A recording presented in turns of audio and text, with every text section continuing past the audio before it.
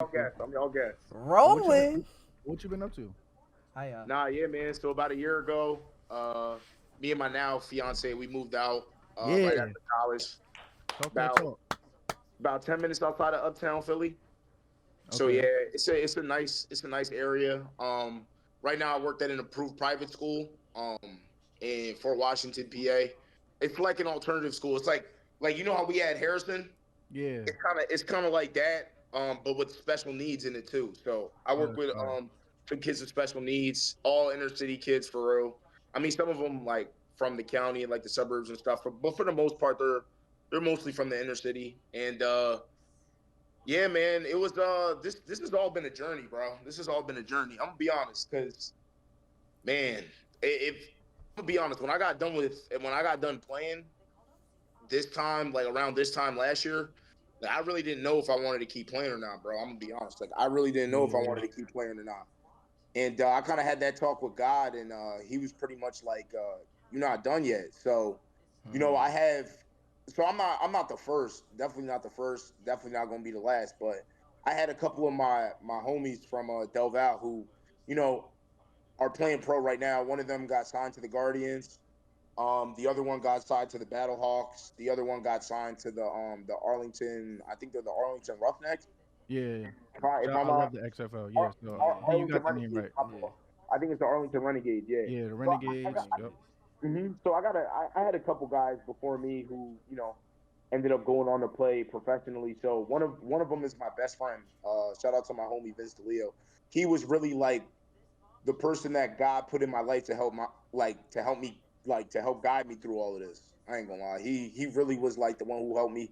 Cause bro, when I got out of school, I was like 275, 280. I'm like, bro, I'm nowhere near as big enough, nowhere near as strong enough. You feel me to really get this done? And he was like, no, I got somebody for you. So he put me onto a trainer about 30 minutes from here in South Hampton, PA. Shout out to Doc Strong Fitness. Doc Strong definitely began me right. I'm about 300 pounds now. I'm down about like 2 or 3% body fat. Damn. So, but and I went up like 20, like 15, 20 pounds. So we definitely been getting to it. And yeah, man, it's just about the preparation now. All about the preparation, Coop. So you feel Yeah. me? Just getting ready. We report to camp. I'm pretty sure mid-March. Season's set to kick off April 1st. Orlando Predators up at us in Albany. So it should be fun. It should be lit. And I'm just looking forward to getting to it again. Me, bro, I'm big. I'm a student of the game, man.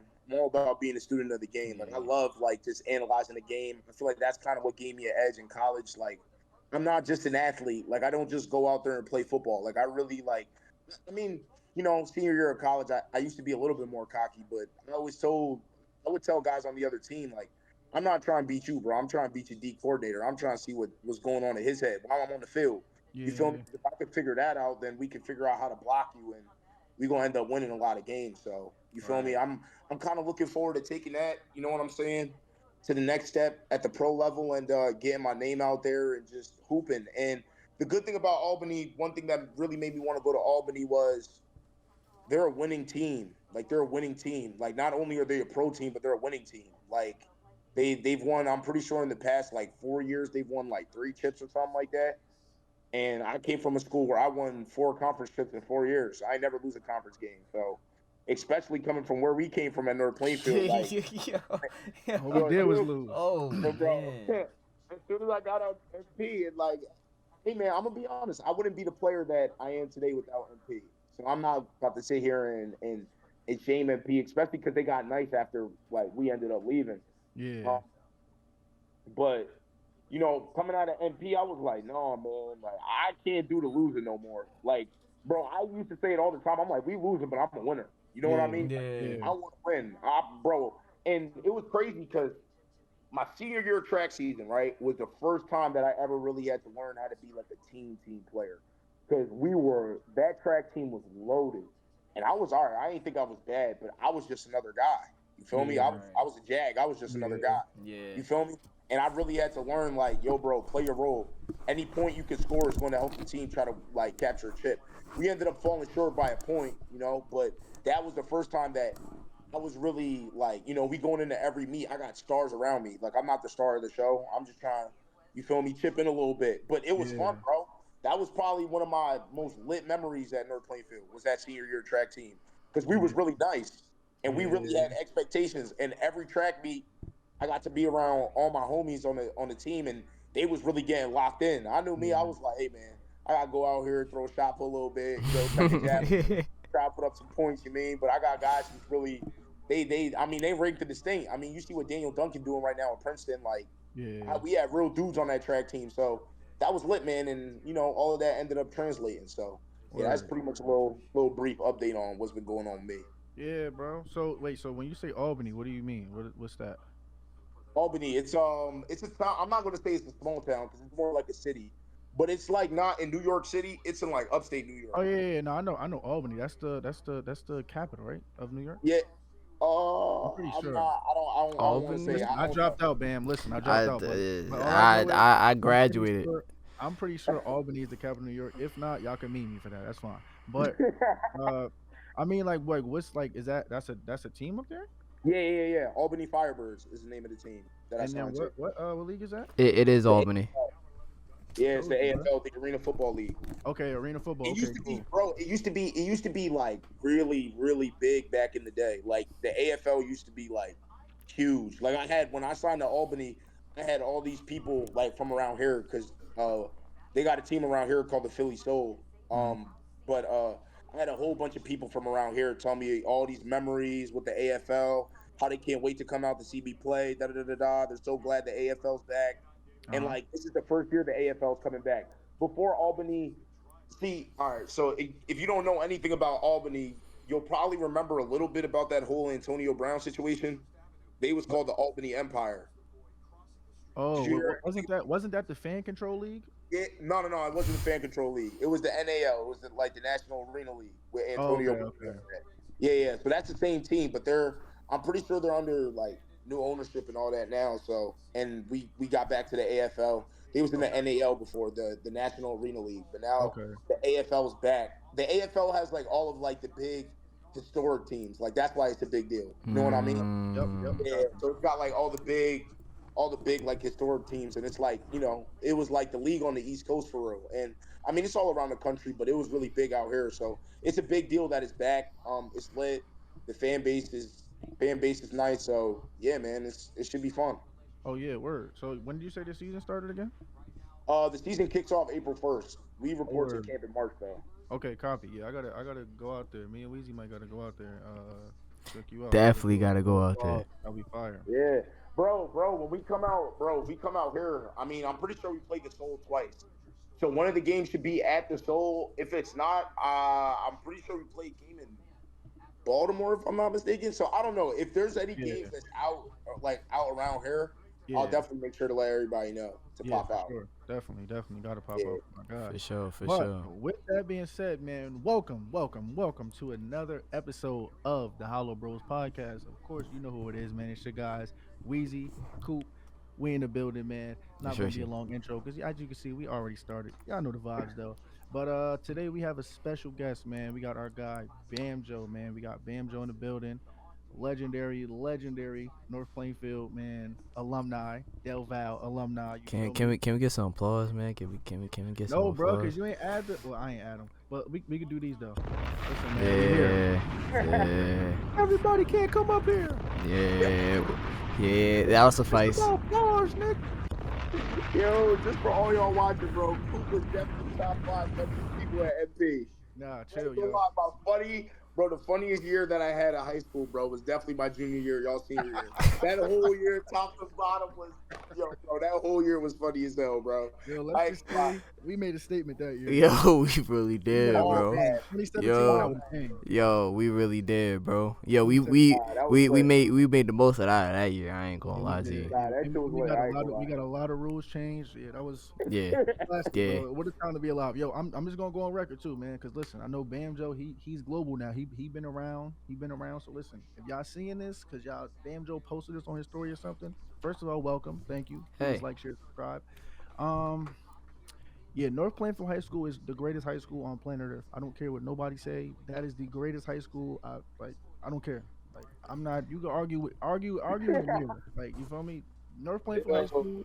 the greatest high school of all time. Like the amount of legends that like we just got to walk around the hallway with, just like okay, he's a clown, he's a clown, he's a clown, he's a legend, he's a, like it's too much. Like Bro, I was laughing. Yo, bro. Bro, it's yo, like even if I can't remember the memories, I could just remember laughing that's what all I'm saying. day. And it's not even like we was stupid and like awesome clown shit. Like Yeah, no, we was smart. Like bro, my yeah, junior a lot year, of smart I people. mean, Yeah, Yeah. I'm honorable every market period. I know you was an yeah, honorable student. We had mad guys who was an honorable student, yeah. but was just on some Bro, fun shit bro, all day. it's too funny. Like literally every day, I say this to Farouk every day, bro. We went to school and we laughed. That's it. You was having a bad day, you was gonna laugh at least once though. Nah, you was That's definitely a going laugh, fact. bro. That's a fact. It's just too And many it was, people. I think it was just bad because even when, we're not gonna get into it, but even with all the drama and all that, it was just comedy. Like Yeah, everything was Yeah. comedy. yo, like Everything was we took. comedy. Now that I think about it, yo, we took nothing serious, yo. Nothing, bro. Everybody's beef was, it was just all jokes. Yo, it's Yo, comedy. bro. Like Yo, it all, yo, son, everything at yo, that school was hilarious, bro. I'm not gonna lie. nothing was ever that like nothing was ever too serious or taken as that serious. Nothing, bro. Yo, that's what I'm saying, bro. All laughs, man. All laughs. Great memories though. Oh, Great legendary, memories. Yeah, legendary memories. You just wanna legendary. know, I'm gonna be honest. The only thing that burns me is like why the fact that we were such a small school. And bro, I look back on it, yo, and Coop, bro. I'm gonna be honest. We played powerhouses when we was in high school, bro. We did. Like we played all real state Oh, championship type teams. oh, don't. They gonna say you hating. They gonna say you hating. Yo, They gonna say you hating. oh, They gonna say you Listen, the hating. I'm reason just why, Bam. no, You my no, guy, but they gonna say you hating. now hear me out. I don't knock the young bulls for doing what they did solely because they're playing who we should Yeah, have been yeah, playing, yeah. doing what they're supposed to do. You feel me? Yeah. That was, bro, and I'm like, that's why I don't hate on them. And I told my little brother played on those teams, so I tell him, I'm like, I don't hate on y'all because y'all are doing what y'all are supposed to be doing to the people who we were supposed to be playing. Yeah. We are not supposed to go play Summit. What are you playing Summit for? Because I'm gonna clear the air. We lost. We was busting their ass. I don't care. We was Bro, that's how busting. so imagine if we went and played JP Stevens. Nah. Don't. That would have been nah. That was come on. We don't even Bro, gotta talk come on, about bro. that. Listen. We don't even gotta talk about that. I know I'm digging up old graves. Nah, go ahead. Yeah, talk. We talking today. No, listen, Yeah, hold up. go Before we crazy. go, we're talking today. We're gonna South talk. Playfield that year. Oh yeah, we wasn't taking North Playfield serious, but we bust their ass in the Thanksgiving Bust game. their ass. And Yo, they yo, played- listen. And they went and played Rumson Toughen in the state chip. I'm Yeah. like, bro, this is BS, bro. We would have bust they, bro. All right, listen, because also too, and we're not gonna get into this though. But listen, we was one wrong route, my dumbass, one wrong route away from really like taking over that Somerville game, and we fucking lost. Oh, Bro, in my defense, bro, I thought I thought he said hitch, bro. I ran it. You feel me? I ran a. Bro, No. I thought he said hitch, and then it was supposed to be a slant, and then Nick threw a fucking pick six. yo, Ah. I love you, bro. My bad, Nick. Yo, bro, I remember years after. This is probably like 2 years ago, bro. I was watching the Somerville film. I remember. I don't know how I got access to the North Plainfield huddle. I'm and it was trying to still get up there. that. I think it was my little brother's shit. I think it was my little brother's. And I remember watching that Somerville game. And when I'm telling you, remember all them points they scored on us?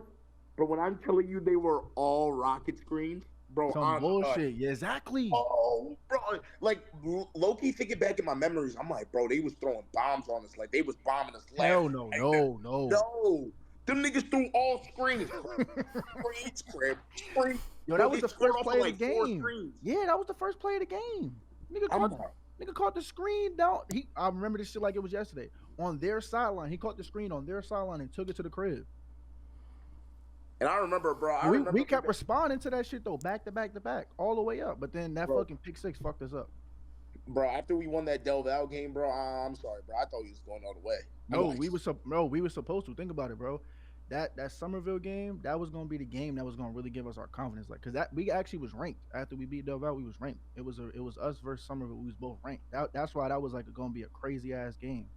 I thought we was going to bomb on him, bro. We was going we shot were for supposed to, but I'm not gonna lie, our defense that year just wasn't good.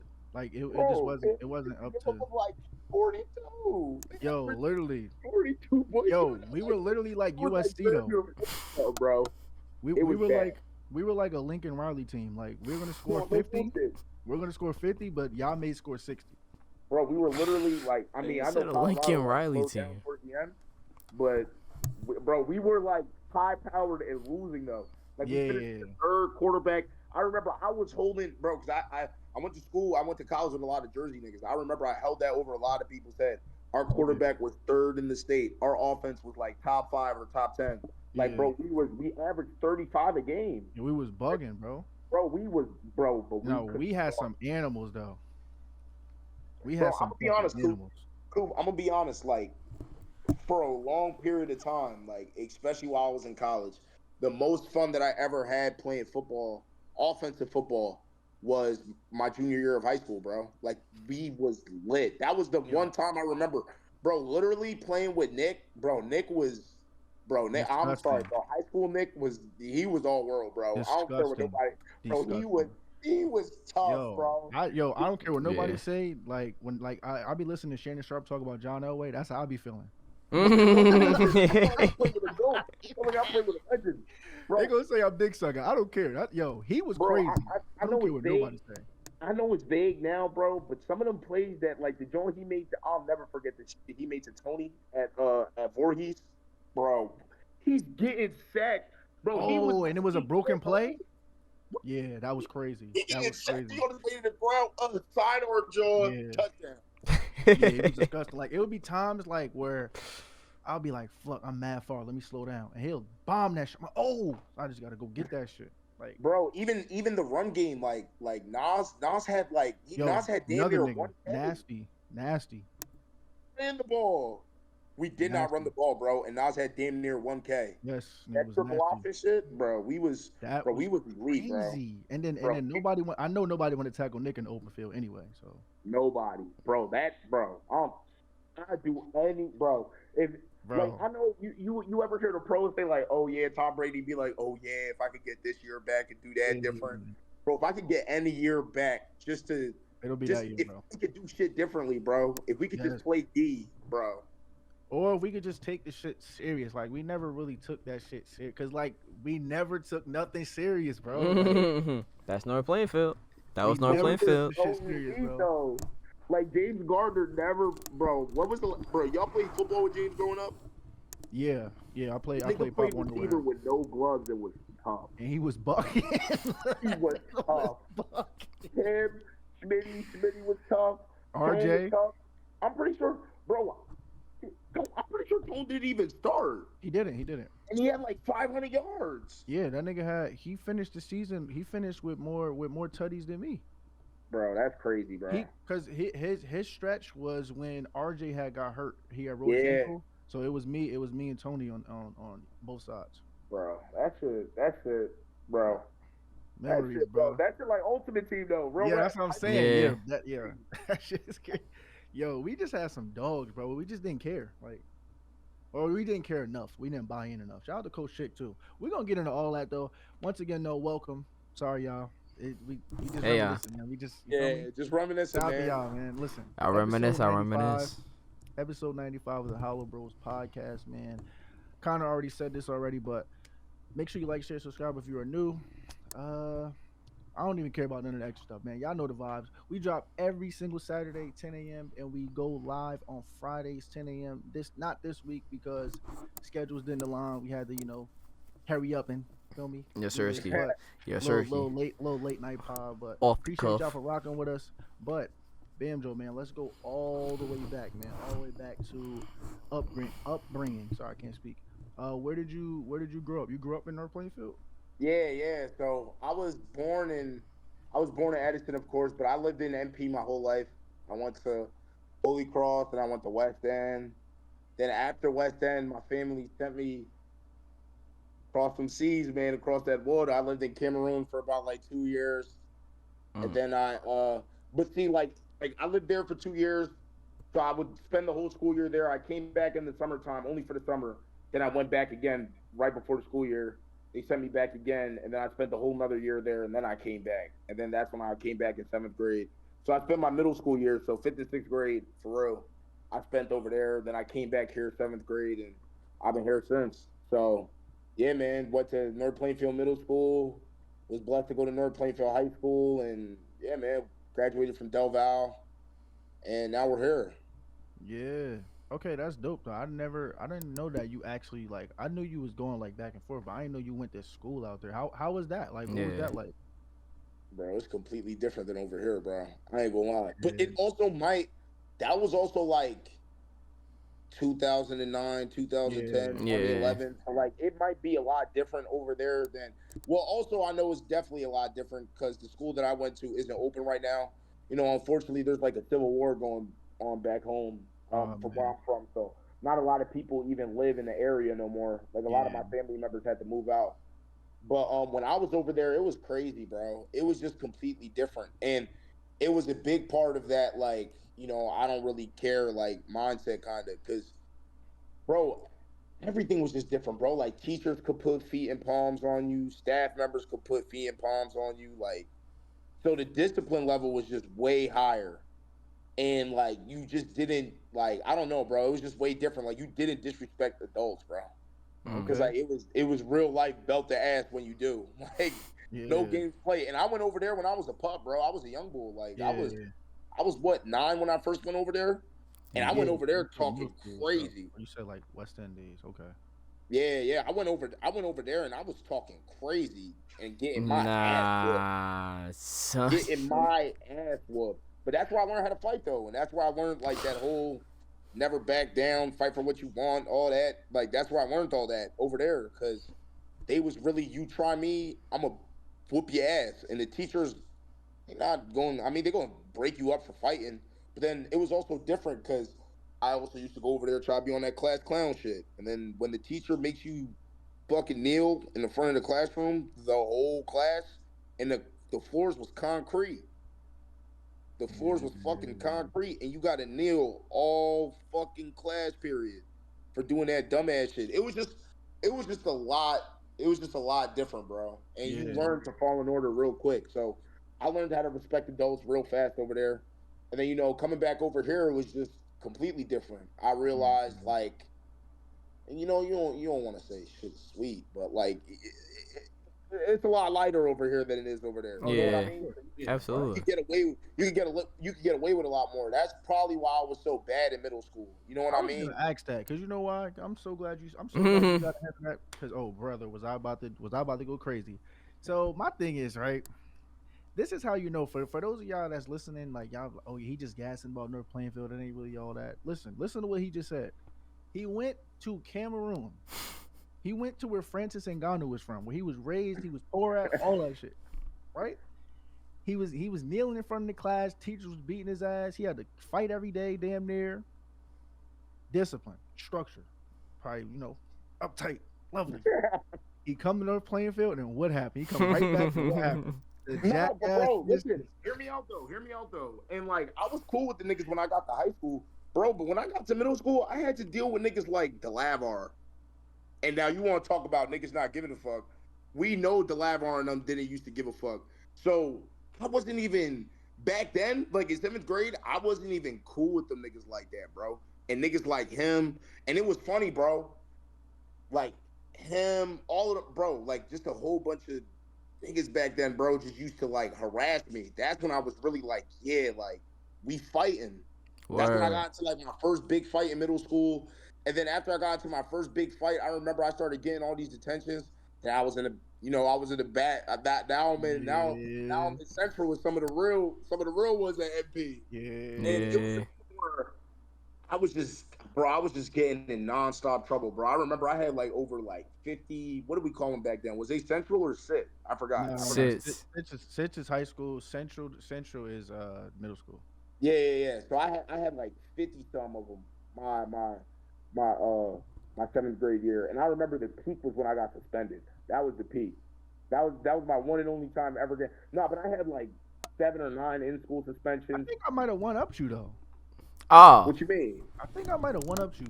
I'm Oh. trying to think about all the dumbass because I was a clown all the way up till like I want to say my freshman year, like just as far as just doing dumb shit. I think I might have got you though. I ain't gonna lie. I had hella in-school suspensions. I had hella out of school suspensions. Oh, yeah, see, I ain't have hella. I just had one. I had one out of school suspension, but it was literally because Miss Fields was trying to give me an in school suspension, and I can't remember what for, bro. I can't remember one for, but bro, I remember leaving her office, and I was like, because I think she gave me like too many chances. Miss Fields, I'll never forget it. She's cool as shit, bro. Cool Yeah, as shout shit, out to Miss Fields. Yeah. bro. Shout out to Miss Fields. She was cool as shit, but bro, she gave me something one day, and I was like. God, I remember leaving her office and I'm like, he's being such a bitch. Bro, when I'm telling you that lady snapped, bro, she stood up. She said, excuse me? What did you just say? Get Oh back in here. man. And she straight called my parents and all that. And I'll never forget, bro. That was the first time my mom ever, bro. She took the PS3 rest of the school year. Nah. Well, it was the PS4. She took my PS4 rest of the school year, Oh, bro. she violated. I was sick, bro. My mom was like, "No, you got." Yeah. It was no going outside, no PS4. So there, mind you, that's when GTA was hot. That's when Yeah, GTA it was was. Yeah. Yeah. bro. And it was, Yeah. bro. My mom was not playing that shit, so I was like, "Damn, bro." And then it was crazy. I got a lot better in my 8th grade year.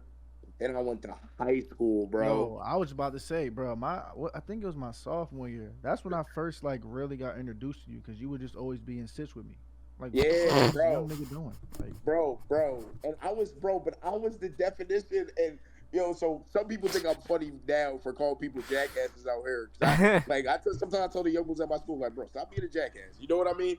But like, but like back then, I was the prime definition of a jackass, though. Like, bro, I used to get in trouble for all the dumbest shit. Like, I would get in trouble for like laughing too damn much, yeah, and like not being able to stop laughing too damn much, talking while the teacher's talking.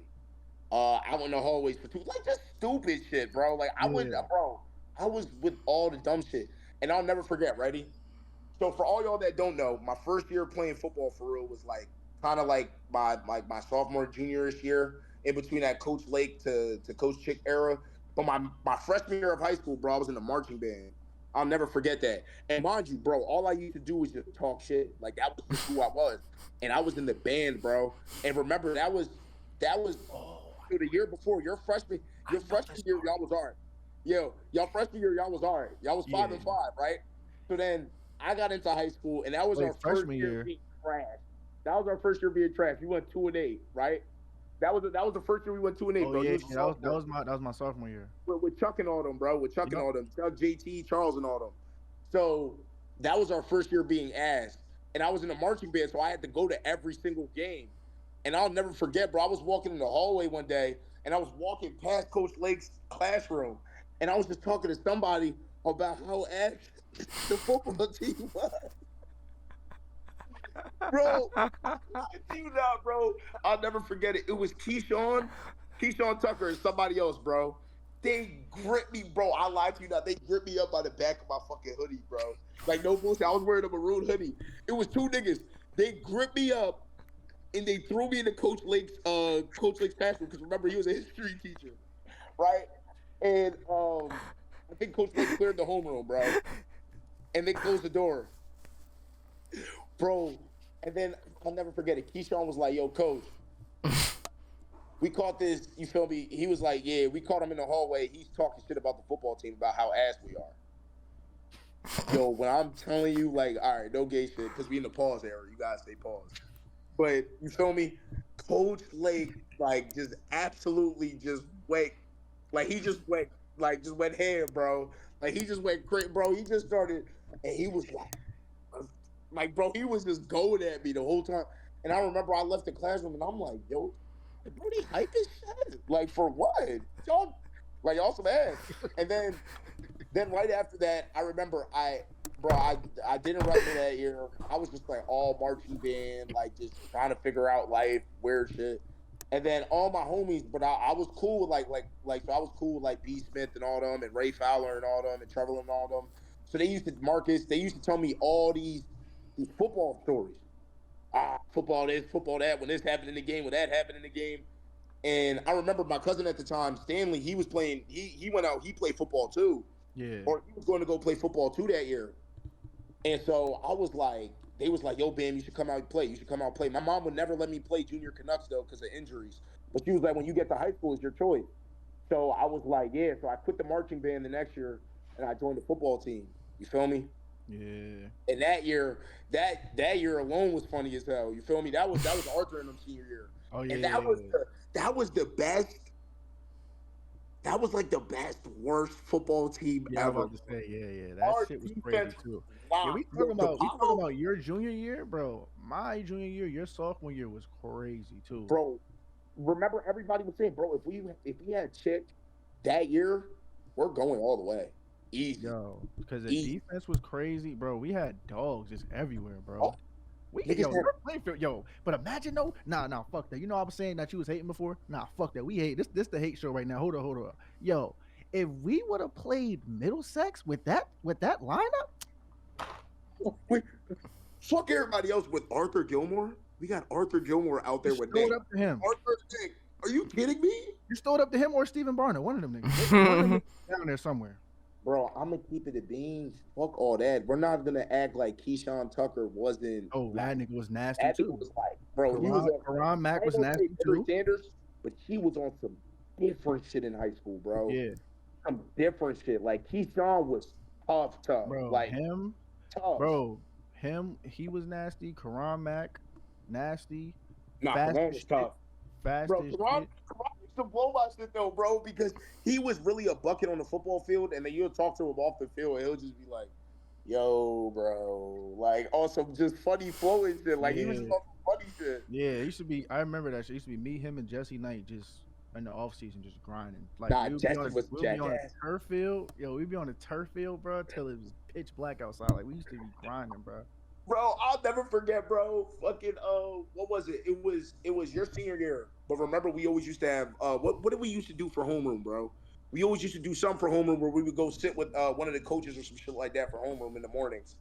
And y'all niggas would just crack jokes all morning. Do you know what I'm talking about, bro? Oh, I'm trying to remember. It's like I think we would like sit with Coach DePaulo or Coach Lake or some shit like that. Like Maybe. I think so. was it like that morning breakfast or some shit like that? That's Yeah, it was like it was during morning breakfast, but we wouldn't sit in the caf. We would go sit with one of the coaches or some shit. Probably, yeah. I don't know why I'm not remembering. Yeah, that shit. you might have not been in there, bro. I was in there with Jesse and a couple other guys, bro, and they would just crack jokes all morning. Yo, the film sessions, right? Yo, I still have a video on my phone. That shit that. Yes, that shit, yo, it's so funny. And then Tony B-Man used to always laugh because I would always come in with I would make this makeshift like paper towel bandana, and I would just have that shit on my head. Like, Oh, I remember that shit. Yo, I remember. Yo, that was just staple, bro. Yo. To the film room like, ah, shit, here we go again. And then, bro, I forgot there was one day. I think it was, bro. I know, Brandon. Yo, B. Smith's gonna hate me for this. B. Smith's gonna hate me for this. Oh man. It wasn't a bad play. Oh man. Oh man. Oh man. Yo, shout out to B. Smith, yo. Bro, Yo, shout out please to explain B. that Smith, story bro. for those of you that don't. Yeah, know, I was just please about to explain say. that story, the B. Smith story, please. Wait, you need me to explain it? Yes, please do it, please. Bro, I probably don't remember it as well as you do. All I remember was it was some play at Somerville where, bro, honestly, in 2020 hindsight, looking back at it, Don't do it. Don't NFL, do it. Don't do it. You bro, better there are not. so many You people. better not. No, you of all people better not. And I love B. Smith, but you better not do it. You better not do what I think you're about to do. Bro, in technicality, he still made the block because the nigga missed. Did he tackle James? I'm forgetting. Did he tackle him? Yes, he did. Oh man. Oh, never mind. All right, yeah, it's bad. That is a I don't bad know why. play. I'm trying to remember it like he didn't tackle him. No, I'm like, man. what B. Smith did, right? So let me explain to y'all, right? And I love B. Smith. And B. Smith, this is not me. Bamnjo brought it up. I love you, B. Smith. Oh Bamnjo brought it man. up. So listen. So a dude was going to tackle James, right, from Somerville. And B. Smith seen it. He made a business decision. Because I ain't gonna lie, the nigga was running kind of fast. He was running kind of fast. So I'm not gonna lie, but I'm gonna keep it a G though. B. Smith, You my man's. I'm gonna keep it a G. I'm gonna keep it a G because you my man's. I'm not gonna leave you out on that ledge by yourself. You my man's. That nigga would have made me think about it too. But Nah, bro, I would have stayed there. I would at least gotten a nigga way though. Cocky nigga. I would at least gotten a nigga way though. He would have made me think about it too. I was more of a finesse nigga. I wasn't really running niggas over, but he would have made me think about it like, oh shit, that nigga he is running. But I would have been like, nah, fuck it, hold up. I'm getting this nigga way or something. But so what B Smith did was he seen him running. And what B Smith did was like, nah, that ain't my business. And he just like moved forward. And then the dude ended up tackling James. So in the film room, right, when we seen it, well, first Chick was going crazy on the sideline. He was calling him every name. Like if we would have said he was calling him, if we would have said, we would have said, fuck, I can't speak right now. But if we were to say, there we go, what he was saying on the field that day, yo, this channel would get banned, demonetized, everything. He was bugging, like he was tweaking, like OD bugging. And then we got to the film room. Oh, we used to always watch film on Monday morning. We watched film, and then they kept replaying it. That same play, they just kept replaying it. And then we shout out Coach Tyson. He was like, "Ole!" They just kept running it back. So then here's the kicker, right? So pretty much they was just talking about it and like saying like what was wrong with the play, blah blah blah blah. And then B Smith goes, "It wasn't a bad play." So then he stops the film. He like, "Wait, what? What'd he say?" Then he said it like with an attitude, like it wasn't a bad play. No. Hold on. I think Coach asked him though. Because B Smith was in the back. He was like, and I think Coach stopped the film. And I'm pretty sure he asked him. He was like, "Brandon, was this a good or bad play?" And then B Smith was like, "Coach, it wasn't a bad, bro." The reason why I remember that part is because like the whole room froze. Because Coach was like, B Smith was like, "Wasn't a bad play." And bro, I'll never forget Lasada and DePaulo's face, bro. Bro, they was off in the corner of the classroom. They were like, "Wow." DePaulo was like, "Wasn't a bad play." Yeah. And then Lasada was like, "Wow." Bro, I'll never forget it. The only reason why I remember that shit though, bro, is because they really kicked him out of the film meeting. Yes, they got rid of him for that. Bro, they got rid of him. He was back on the team because he was definitely our top 3 best players. Yeah, he was a starting safety too. Yeah, but like, bro, that was bad. That was bad. That was crazy. That was crazy. Shit right there was iconic. And then another legendary moment, yo. The Chick era was just legendary in itself, but another legendary moment, yo, was when RJ said, "I won in Ohio." That is gonna be an all-time classic film room moment. All right, so I gotta explain it to y'all too. Wait. By the way, this is still the HoloBros. I know this. It seems like Athletic Minds, but this is really the HoloBros. But we'll continue. So we were in the film room, right? And then RJ, I'm not gonna lie, this is my fault. I was making RJ laugh, but on some funny shit. But I was low key, so I was making the nigga laugh. We watching film, so he's laughing. And then, everybody in America, for forewarning, Coop, if y'all ever have seen these situations on the, Coop was the one who made every single joke at this mini volume level. So everybody who was supposed to hear it could hear it, but anybody in authority couldn't hear it. You feel me? And the jokes was so funny, and we had no self-control, that we were all bust out laughing. But Dennis Cooper was not only a smart student, he was a good student. He was a smart football player that nobody expected any of this from. So Coop got away with everything. Okay, word. But continue.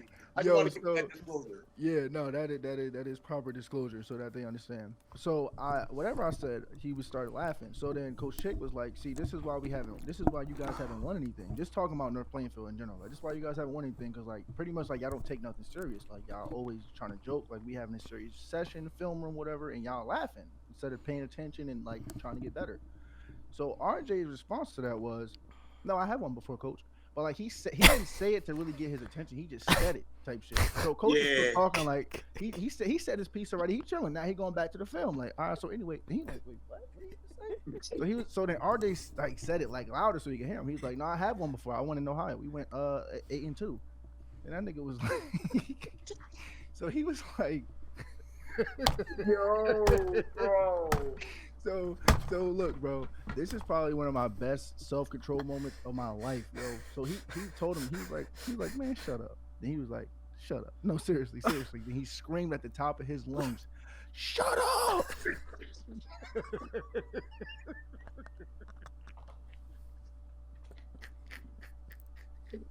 Yo, Yo, yo, yo, yo, yo, Yo, I'm not gonna lie. If I was in that film, I would have lost it. I would have lost my yo, shit.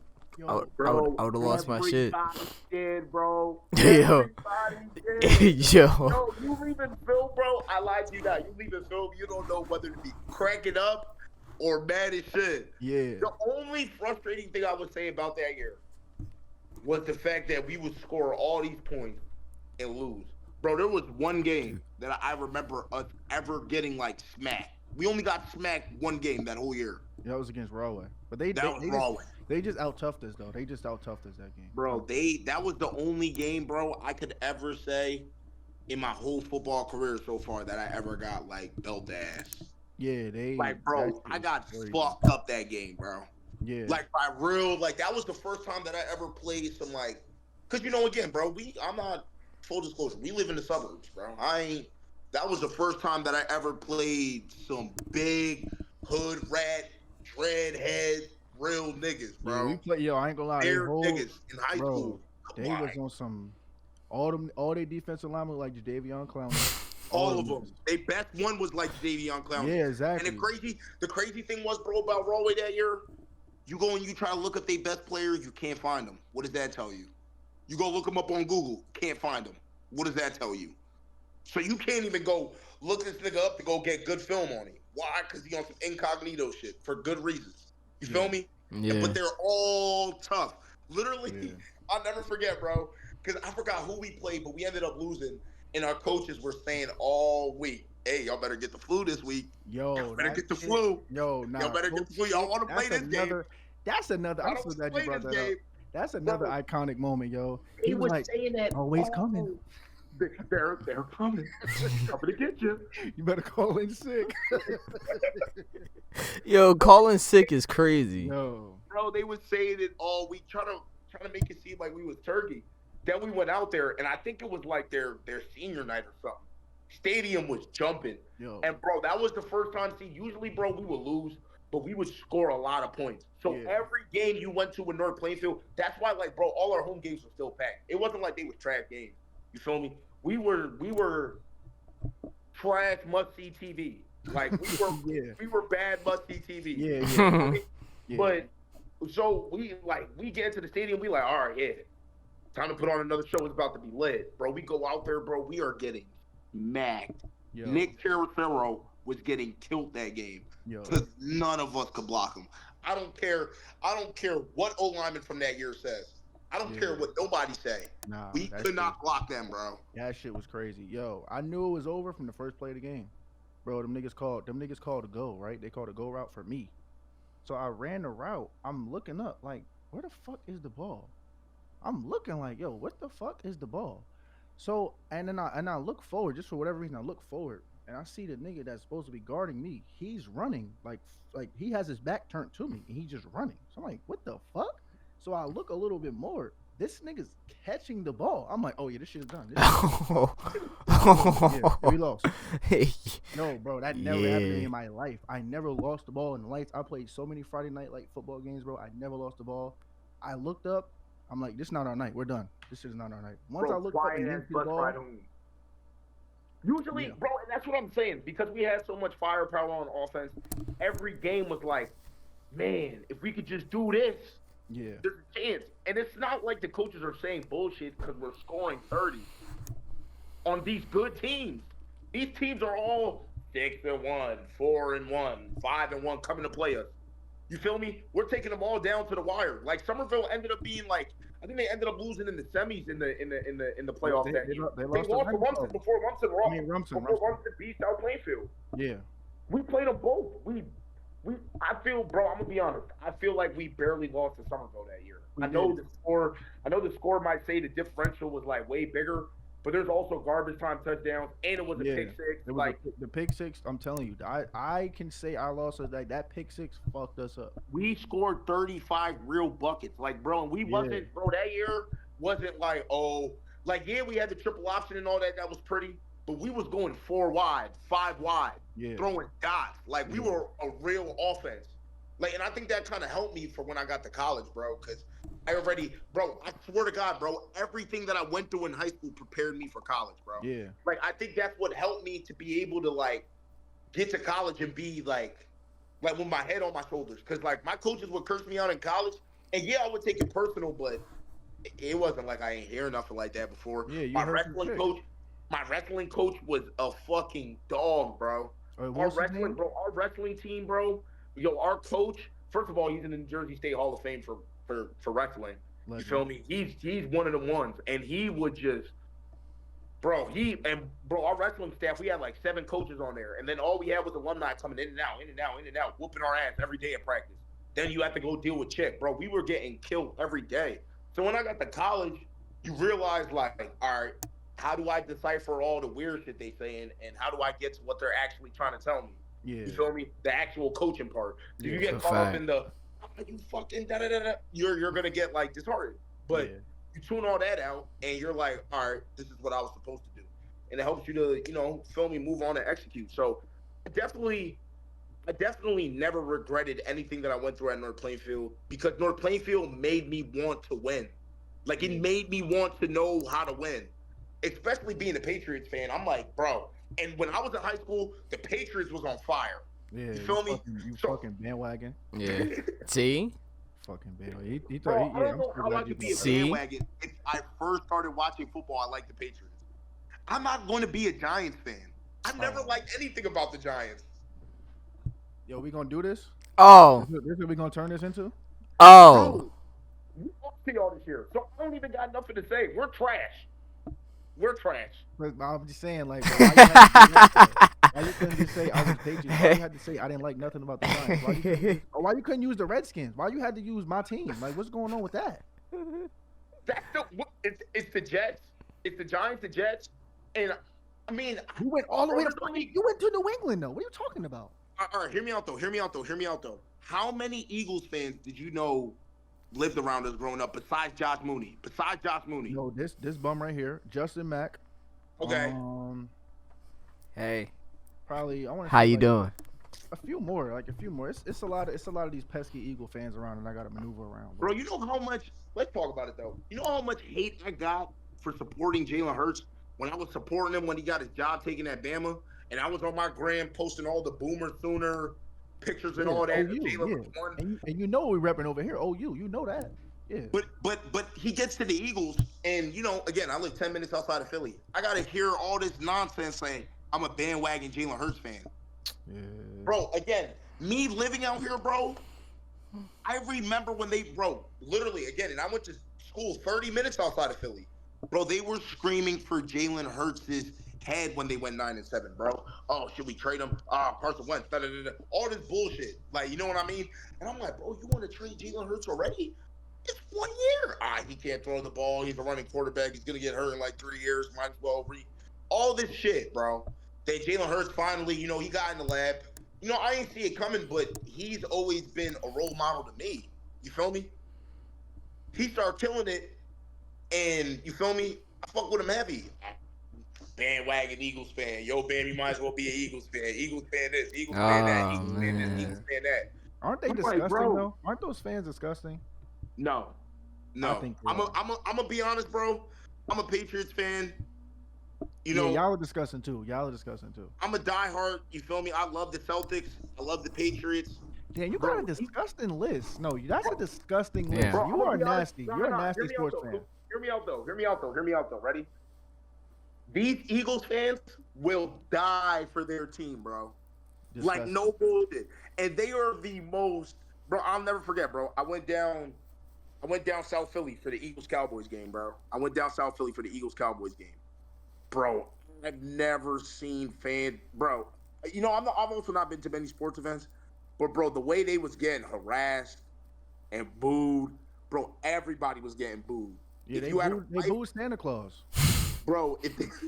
Like that's what I'm saying.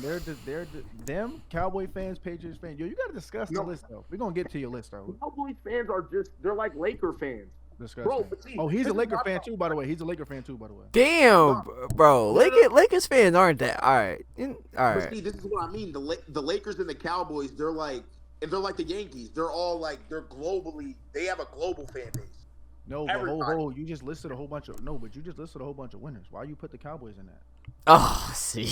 You just listed a whole bunch of winners. They're historically a dynasty. I don't care about none of them. Them niggas have their last. I want to say. I know it's been 30 years. Their last shit, bro. Listen, 3 decades. Bro. Like that shit is crazy. Like I've never in my lifetime seen them win anything. It's because I'm sorry, bro. It's because of their owner, bro. Yeah, and shout out to him. Keep. Real talk. We appreciate hey, man, you. I don't care what the Cowboys got going on. I'm pretty sure. Hold on. Damn it, bro. I'm mad I missed the end of the. Yo, can you get out of your analyst mode for like 2 seconds? Their fans are disgusting. You know it.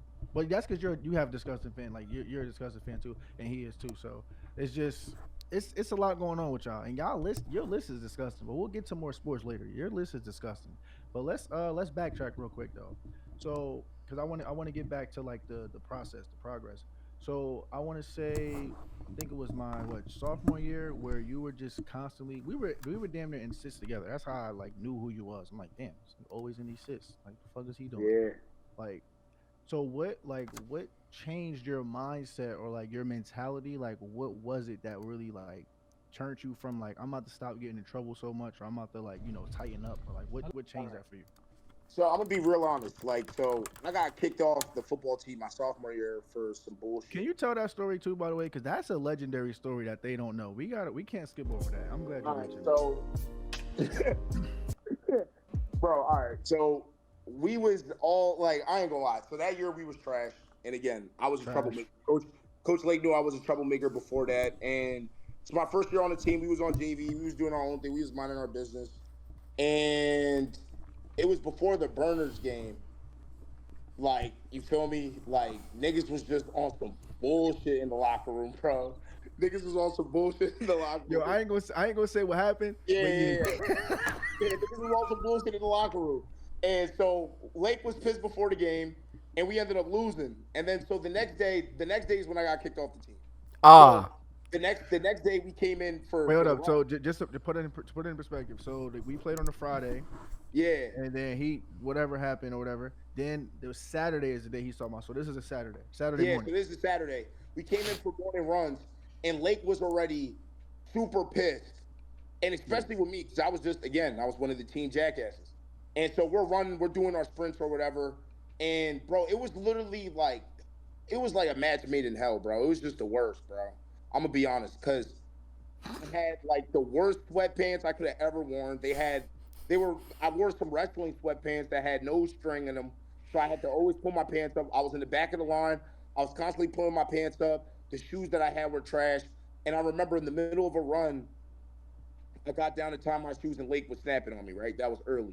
And I was like, damn, bro, why is he so pissed off at me? So we're going. And, like, Lake is, like, running us to the ground, bro. And I think it was just only the JV team. I don't think it was the varsity team that was out there. I wasn't there. He told me about it. So we was running. And I remember I felt like I was ready to check, bro. Like, I was ready to be done. And I went down to, like, tie my shoes. And he was like, I forgot what he said, but he was like, you want to tie your fucking shoes? You know what? Pack your shit. Get the fuck out of here. Get the fuck out of here. You'll never play for this school again. You'll never play for this. Like, bro, he was like, just get the fuck out of here and all that, right? He was his bag on you. Yeah. Damn. So that was the first time. And I remember, because, like, I'm going to be honest, bro. Like, in middle school, high school, like, especially in the beginning of high school, I was trying to find my way. I didn't really know who I was. You know, again, coming back from Africa, I didn't really have, like, much of an identity. And I didn't really have a lot of friends, bro.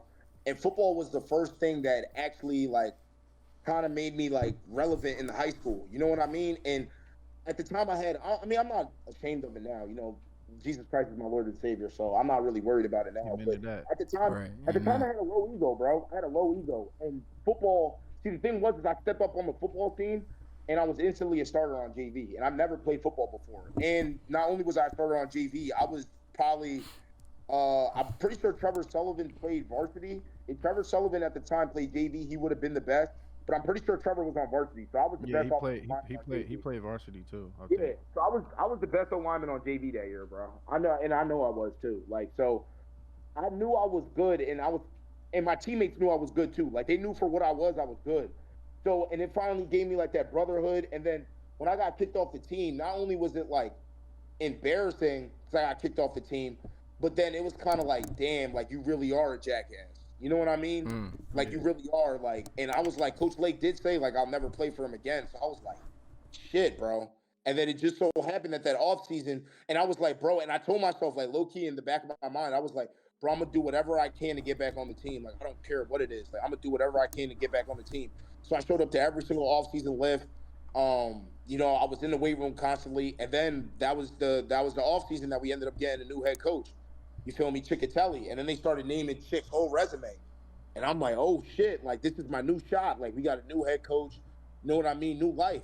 And I told myself like I was preparing because we got Chick like later in the year, towards the summer, Yeah. like kind of like towards the end of track season that Yeah. year, Towards the and end of the school year. yeah, towards the end of the school year. And I was like, and I got kicked off the team during football season. So I had like that whole winter, spring to kind of prepare myself mentally to get back on the team. And then we got a new head coach. And when we got a new head coach, I was like, bet, bet. I was like, bet. Like, and Chick brought me in. And obviously, DePaulo was the only coach that was, there was a couple other coaches from the coaching staff before, but DePaulo was like really the one who like vouched for me. And I was in the weight room with Chick. You know what I mean? I was in the weight room with Chick all off season with Lasada and all of them, and Tyson and all of them, and they gave me another shot. And when we went to the field and we were doing our workouts, and I'll always say this to the end of this day, no matter how good I get at football, bro, I give Chickatelli so much credit, like Me too. so much credit for who I am as a football player today, like Me so too. much, because of the It's work that he fire. made us put in that summer, bro. What we was in the Stupid. bro. I'll never forget that shit, bro. That like, there's certain shit that I can't say on this podcast because it might jeopardize, like history, Yeah. bro. But it was some brutal shit, bro. Like Chick Yeah. was like a hard, old school, hard nosed coach. You know what I mean? And he Hard taught me how to play knocks. football. Like, all right. So the most disclosure I'll give you all about Chick. It don't matter now. He probably retired anyway. But Wait, hold on. We don't know that for a Yeah, fact. we don't know that. We don't know We that. don't know that. We Hold on. don't know that.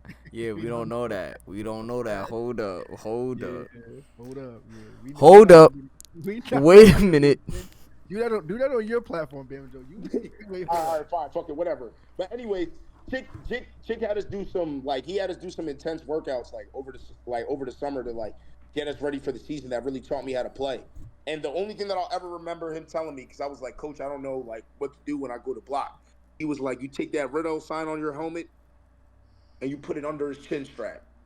And he said, once you get in there, he said you fucking run them till they're sick, like till you bury them in the dirt, pretty much. And that's how I learned how to block. Everybody was like, "Yo, Bam, why do you block guys with your head?" I was like, "I don't really try to. I mean, I do get my hands in there, but I do go in head first. I mean, I learned not to in college because I got a concussion. You feel me?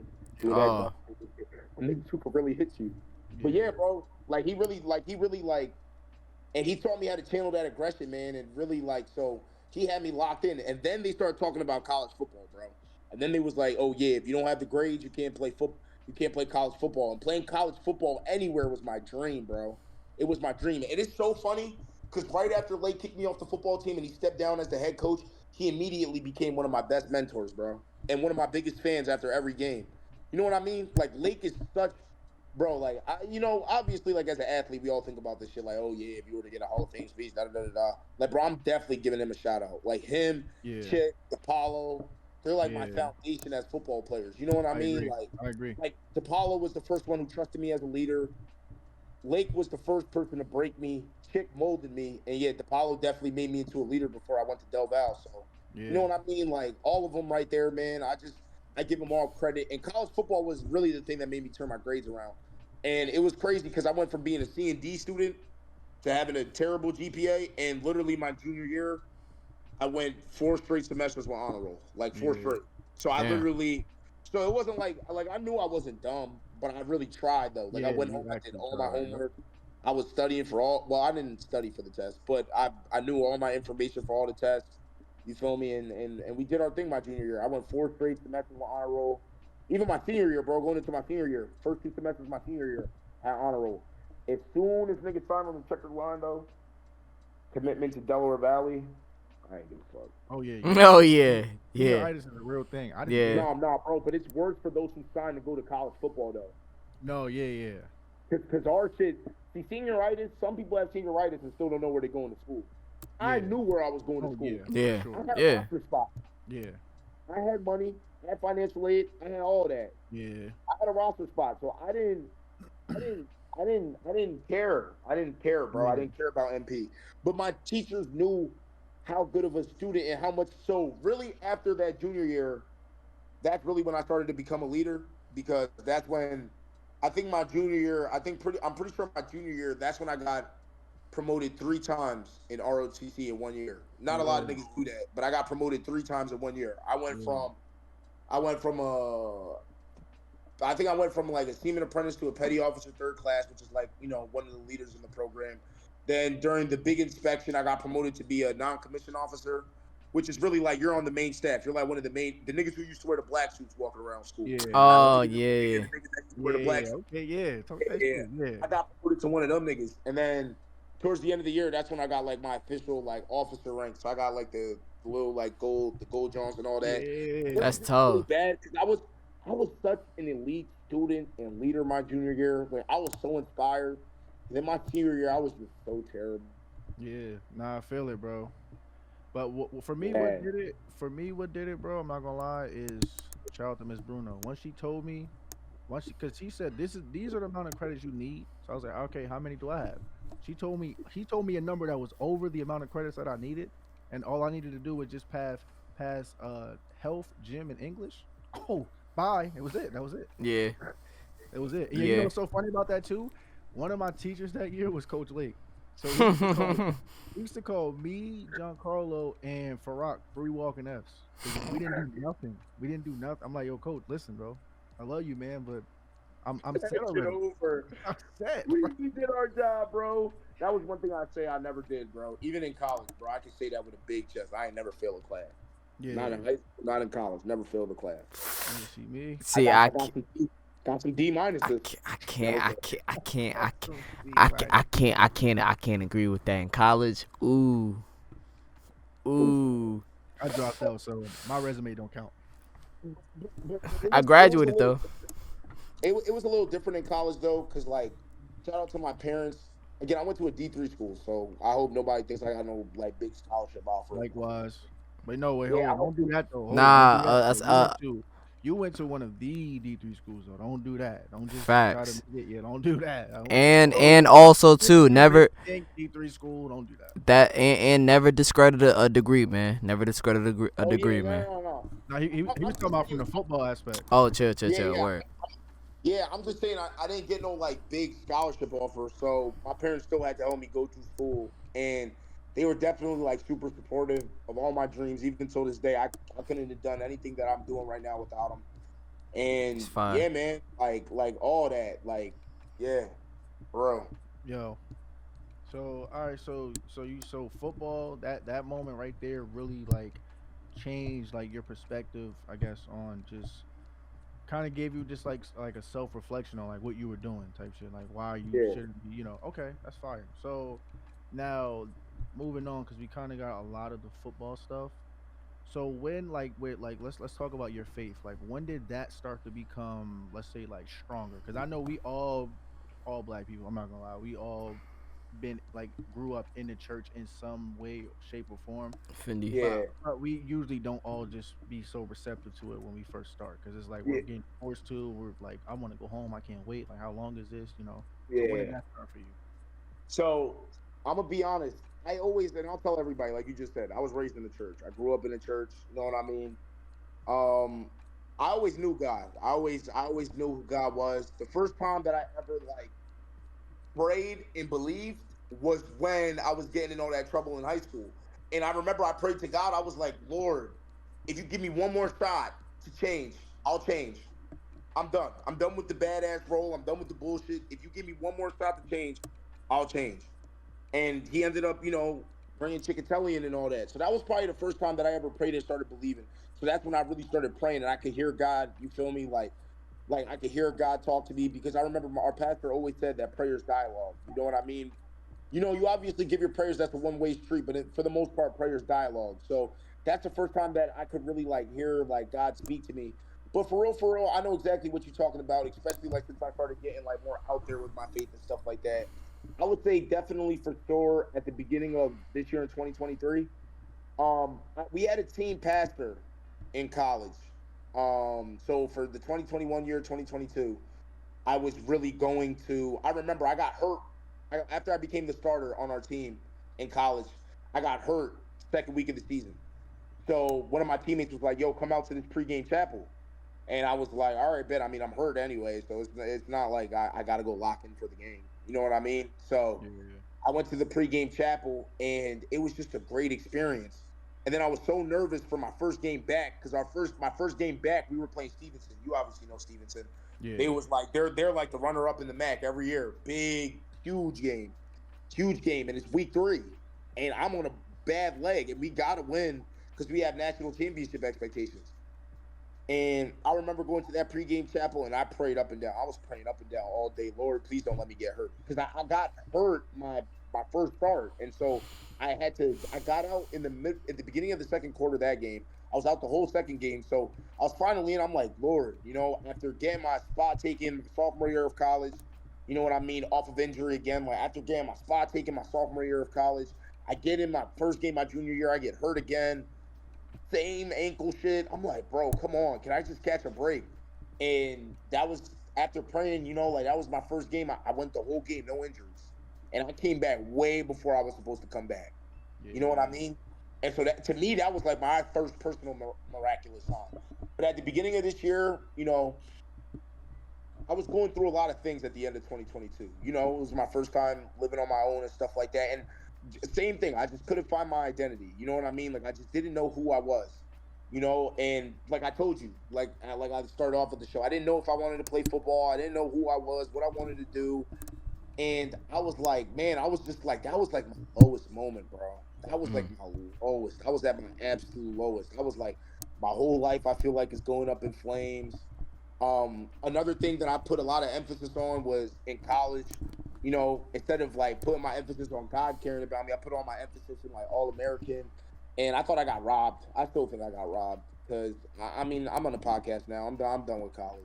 I don't think there was nobody in the country skill wise that was better than me. Our team was a powerhouse. Yeah. We finished top 8 in the country. I was like, Yeah. I, Talk that talk. Yeah. bro, Yeah. I was deservingly so. I went my whole senior year, no sacks, no penalties. I'm like, I was first. See, I thought I was a lock because I went first team all region. So how it goes is you go all conference, all region, then all American, right? Yep. Yeah. So usually the guys to be so you gotta go first team all conference to go all region. You gotta go first team all region to go all American. So when I got first team all region, I'm like, oh yeah, I'm a lock. You know what I mean? And then when the all American stuff came out and I didn't make it, I was like, damn, yo, like Yeah. what That's was the wild. point of all this? Because Yeah. that was like my driving motivation in the off seasons. That was what kept me focused. Like that's a big, you always have the team goals, and I was a leader on the team, but you have your personal goals, your personal motivation. That Right. was my personal motivation, and I used to think that I needed criteria to be able to be a pro. I was like, how is anybody gonna have any respect for me as a pro if I wasn't even the best at my level? You know what I mean? Like that's just kind of the way I looked at it. So it was really depressing, and then when I was at such a low moment, I kind of it's when I first got my first real um pro scouting camp offer, right? Mm. I got my first real pro scouting camp offer. And I was like, wow. And so I prayed on it, man. And I just got down on my knees and I was just like, Lord, I don't know who I am or what I am, but I'm giving it all to you right now. I want you to take full and complete control of it. Because I knew, listen, bro, I was never stupid. So I knew that I'm getting older. I'm out on my own now. I need guidance. And there's no better guidance than the Lord. And so I was like, Lord, whatever you need, like I'm depressed. I feel like I have nothing in myself, but I've known you for years. I've been close to you for years, but now is when I'm giving you everything, and you are now the number one priority in my life. You know what I mean? It's no longer this and that and this and that. No, it's God. It's God first. And so I picked up my cross for real, for real. Um, at the beginning, like January 2023, and I've been living for Christ since. And I only know that, bro, because bro, I'm gonna be honest, bro. I thought it was over, bro. And I'm not a big like suicidal guy and all that. Like, I'm not big. I'm big on mental health because I had a lot of depression in my sophomore year of college too, and I just didn't really think I had much left in the tank, bro. And I found Jesus, and Jesus picked me up, and he just started kind of like, again, what I was talking about at the beginning of the show. He just started mapping out everything in my life, man. Like mapping out everything in my life, how to have a healthy relationship with my fiance, man. And when he taught me how to do that, everything took off, bro. Everything, because, bro, hey, let me tell you one thing, bro. And you probably know now, bro, because you got married early, Coop. Yeah, Happy she wife, cooking happy right life. now. Hey, baby. Yeah. Hey, man.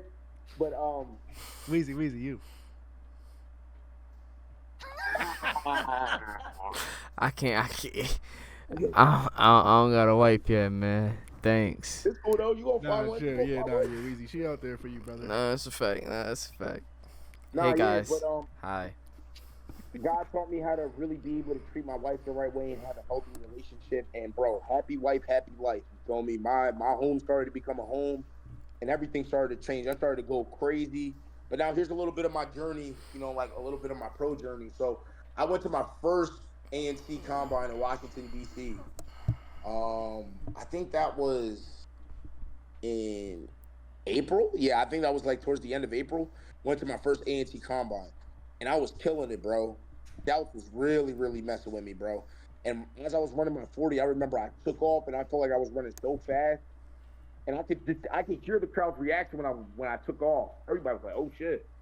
And then as I got to the 20-yard line to really like catch my stride, because you know the first 20 yards you're low, you're driving. Yeah, You're yeah. trying to Yeah. accelerate as fast as possible. When you get to that second 20 yards, you start opening up. Yep. As I opened up, I felt like a gunshot to the back of my leg, bro.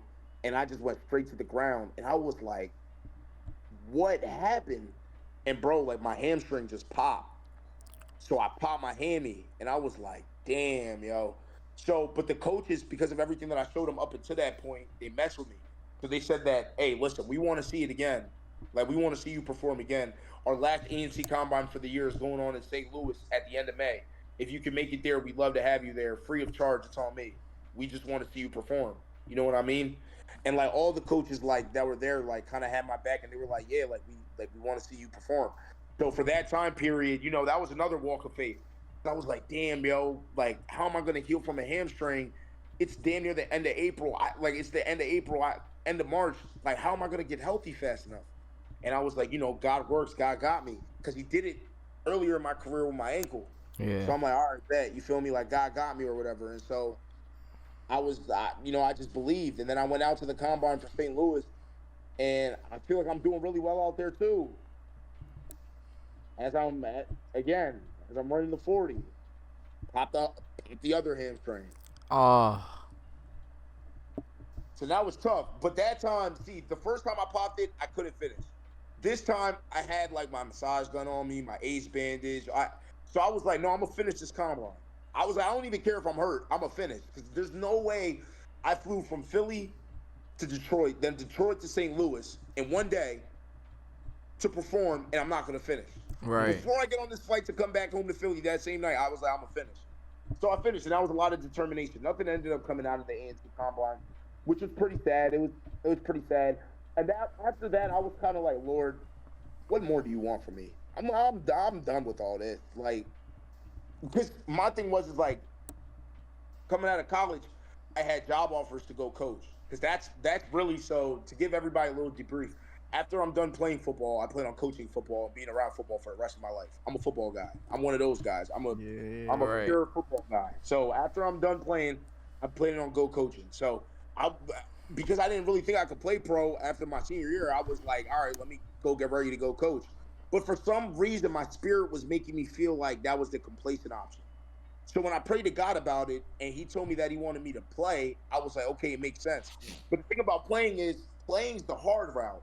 Yeah. Now, a lot of people will make it seem like, oh yeah, you get to play, da da da da. Like, yeah, but what about every single day sacrificing, having to train like a professional athlete with no contract? Yep. Yeah. You're using your hard-earned money from work. You have to sacrifice those hours And so it's taxing. It's taxing on the brain. It's taxing on the body, especially when you come out here and try to perform and you're getting hurt. So after that, my boy, again, like I told you, my buddy Vince, he had these combines that he had went to while he was like during his journey, and he said that they were same company. I mean, same group of guys, different company. Were coming to start a camp out here. It's called the Grid Camps. Out in 2022, up in Westchester. It's about like 30 minutes from me. Um, and I was like, all right, bet. You know, it was a long shot, but I was like, no, I'm a train, and I'm a train hard. And it was funny because after that ANC combine, I was working out, but at that point, I was working out with no purpose. You know, but Mm. then my buddy showed me the grid camp, and I was like, okay, so now I'm training for this grid camp. This is like mid-August. This is like the beginning of August, like end of July, beginning of August. And me and my boy just started going crazy on the hills, hitting the field. We just started going crazy. And I ended up getting ready for the grid camp. But now I've been in front of professional scouts for two separate opportunities. So I'm like, I know how to feel coming into this camp. I know what my mindset should be. I know what it feels like to get out there, burst out to 40. I know what it's like to get hurt when you feel like you have everything going for you. I know what it's like to get hurt. So Right. now I'm like, all right, I'm fully prepared now, like mentally, and I'm like, it is what it is. And I kind of had the mentality going into that grid camp, like, well, if this don't work out, the next one gonna pop. If that one don't work out, the next one gonna pop. But I was like, we just gonna keep going, because God never told me to stop. Yeah. He Yeah. never told me to stop. You know what I mean? So, and that's the thing about God's plan. If God doesn't tell you cease, you can't cease. You must continue to tread on. So I was like, man, and so I went out to the grid camp, and the grid camp was definitely cool, bro. It was such a cool experience. The staff members there were like so good. I ran a dog 40. My 40 was trash. My broad jump was average. And while we were broad jumping, I was seeing the guys around me like broad jumping, getting these certain, Yeah. getting certain Numbers, stats. yeah, getting certain numbers. And I was like, man, so I kind of did too much on my second broad jump, and I ended up popping my hip. So I got hurt at my third camp, right? Ah. And so I'm like, damn. And like when it happened, it didn't really hurt that bad, but it was one of those things like after 10 minutes, I felt like I couldn't move. You know what I mean? And Yeah. like I was so frustrated, and I was like, not again. So now I had two hammies and a hip. I'm like, bro, come on, bro. I cannot catch a break. And so I told the trainer while I was there, because I've never dealt with a hip injury, and he took me through a series of stretches. And as I did the forward lunge with one of the stretches, I just heard my hip pop like 3 times. And the sensation was so crazy that I just dropped straight to the ground. And I was like, yo, what just happened, bro? I felt like I went to the chiropractor. Like I was on the ground, like, oh my God. And then when I got up, I could like move my hip up. And I'm like, yo, bro, whatever you made me do worked, and we might be in business. Because I was like, all right, I could kick my. So then so I had to opt out of a bunch of my workouts. So I had to opt out of the 3 cone drill, the L drill. I had to opt out of the 20 the I think what is it, the 20 yard shuttle or some shit like Yeah. that. 20 yard And shuttle. Yep. so yeah, so he ended up giving me this ace bandage that I wrapped around my hip for the rest of it, and I ended up jumping my vertical. I don't really remember what my vertical was, but I remember I had a pretty good vertical. And because I remember talking to some of the coaches earlier, and they were like, and I was like, what really matters for linemen? And they were like, really, what we're looking for is the skill position drills, not really not really all like the measurables and stuff like that. And when they told me that, I was like, all right, bet, so I could do that. You know what I Right. mean? Because I Yeah. was in my stance, I was practicing, I could get off. I was like, I mean, I didn't feel 100%, but I felt good enough. I mean, I played through a lot of injuries, so I'm like, man, I could do this. I could toughen this one out. So he went to the skill position drills, and I ended up just killing the skill position drills. Like I did really, really well. And I had to go. So the guy who ran the whole camp is the head coach of the New Orleans Breakers. Hmm. I don't know if the Breakers are still around now because of the merger, but he was the head coach of the New Orleans Breakers. And after I opted out, because I opted out of the drill that he was running, and so after I got the bandage back on, I reintroduced myself to him, and I was like, "Hey, the coaches told me like, I'm clear to do the skill position drill, so I'm gonna do those." And I went over and I did the skill position drills, and I was killing it. But what really earned me my joint was the one on one. I had a great day Yeah. at one on one. But it's funny, bro. I'll never forget this. My first one on one, right? I had like about like 10 or 12 reps of one on ones. My first, my highlights from the one on ones are on my Instagram if anybody wants to check them out. But Mm. My first one-on-one, I got cooked. Like not even like a Micah Parsons, like one of them Jones, bro. Bull went straight inside on me, froze me. I'm like, because I was on some hype ass shit, bro. I went and tried to do the Lane Johnson kick step instead of just going out there doing my simple shit. You feel me? Because my game is all about consistency and technique, you know. But I went out there and I wanted to go pull out a wild card. You feel me? Do something flashy, and I got burned. And I was like, ain't no way this is how this day is gonna go. No shot. Yeah. No shot. I was like, hey man, no way. I was like, I'm good enough to operate.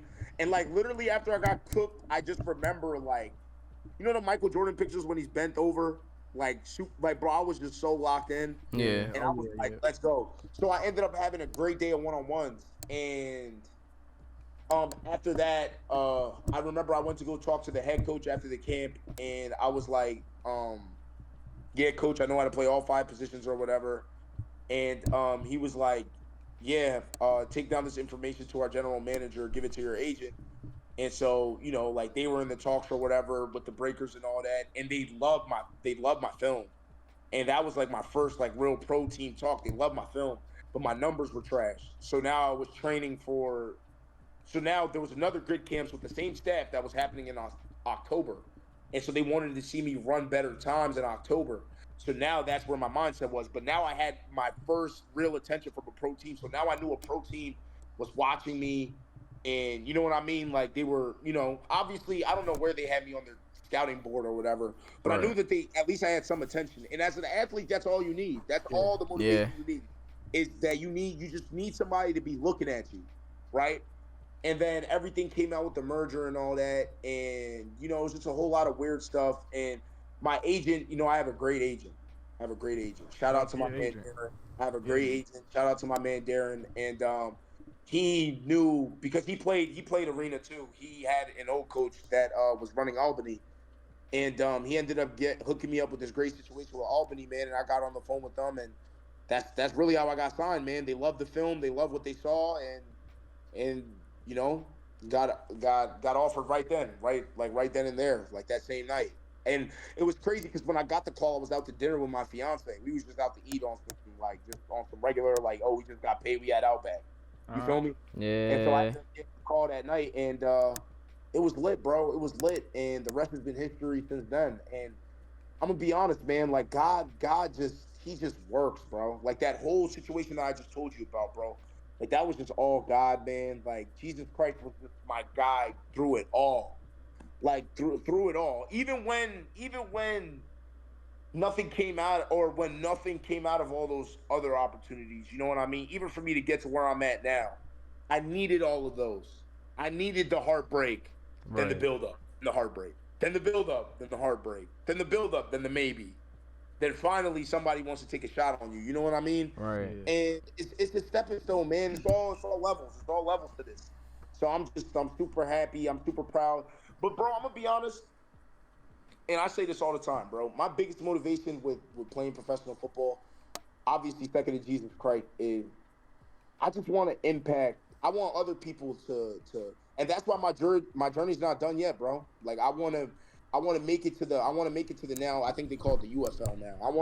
I need to be able to play in the UFL. My dream is to make it to the NFL. You know what I mean? You talking about the USFL? The USFL. Oh well, they combine now. The XFL and the USFL merged. Yeah, they merged. Oh shit, where the fuck was I at?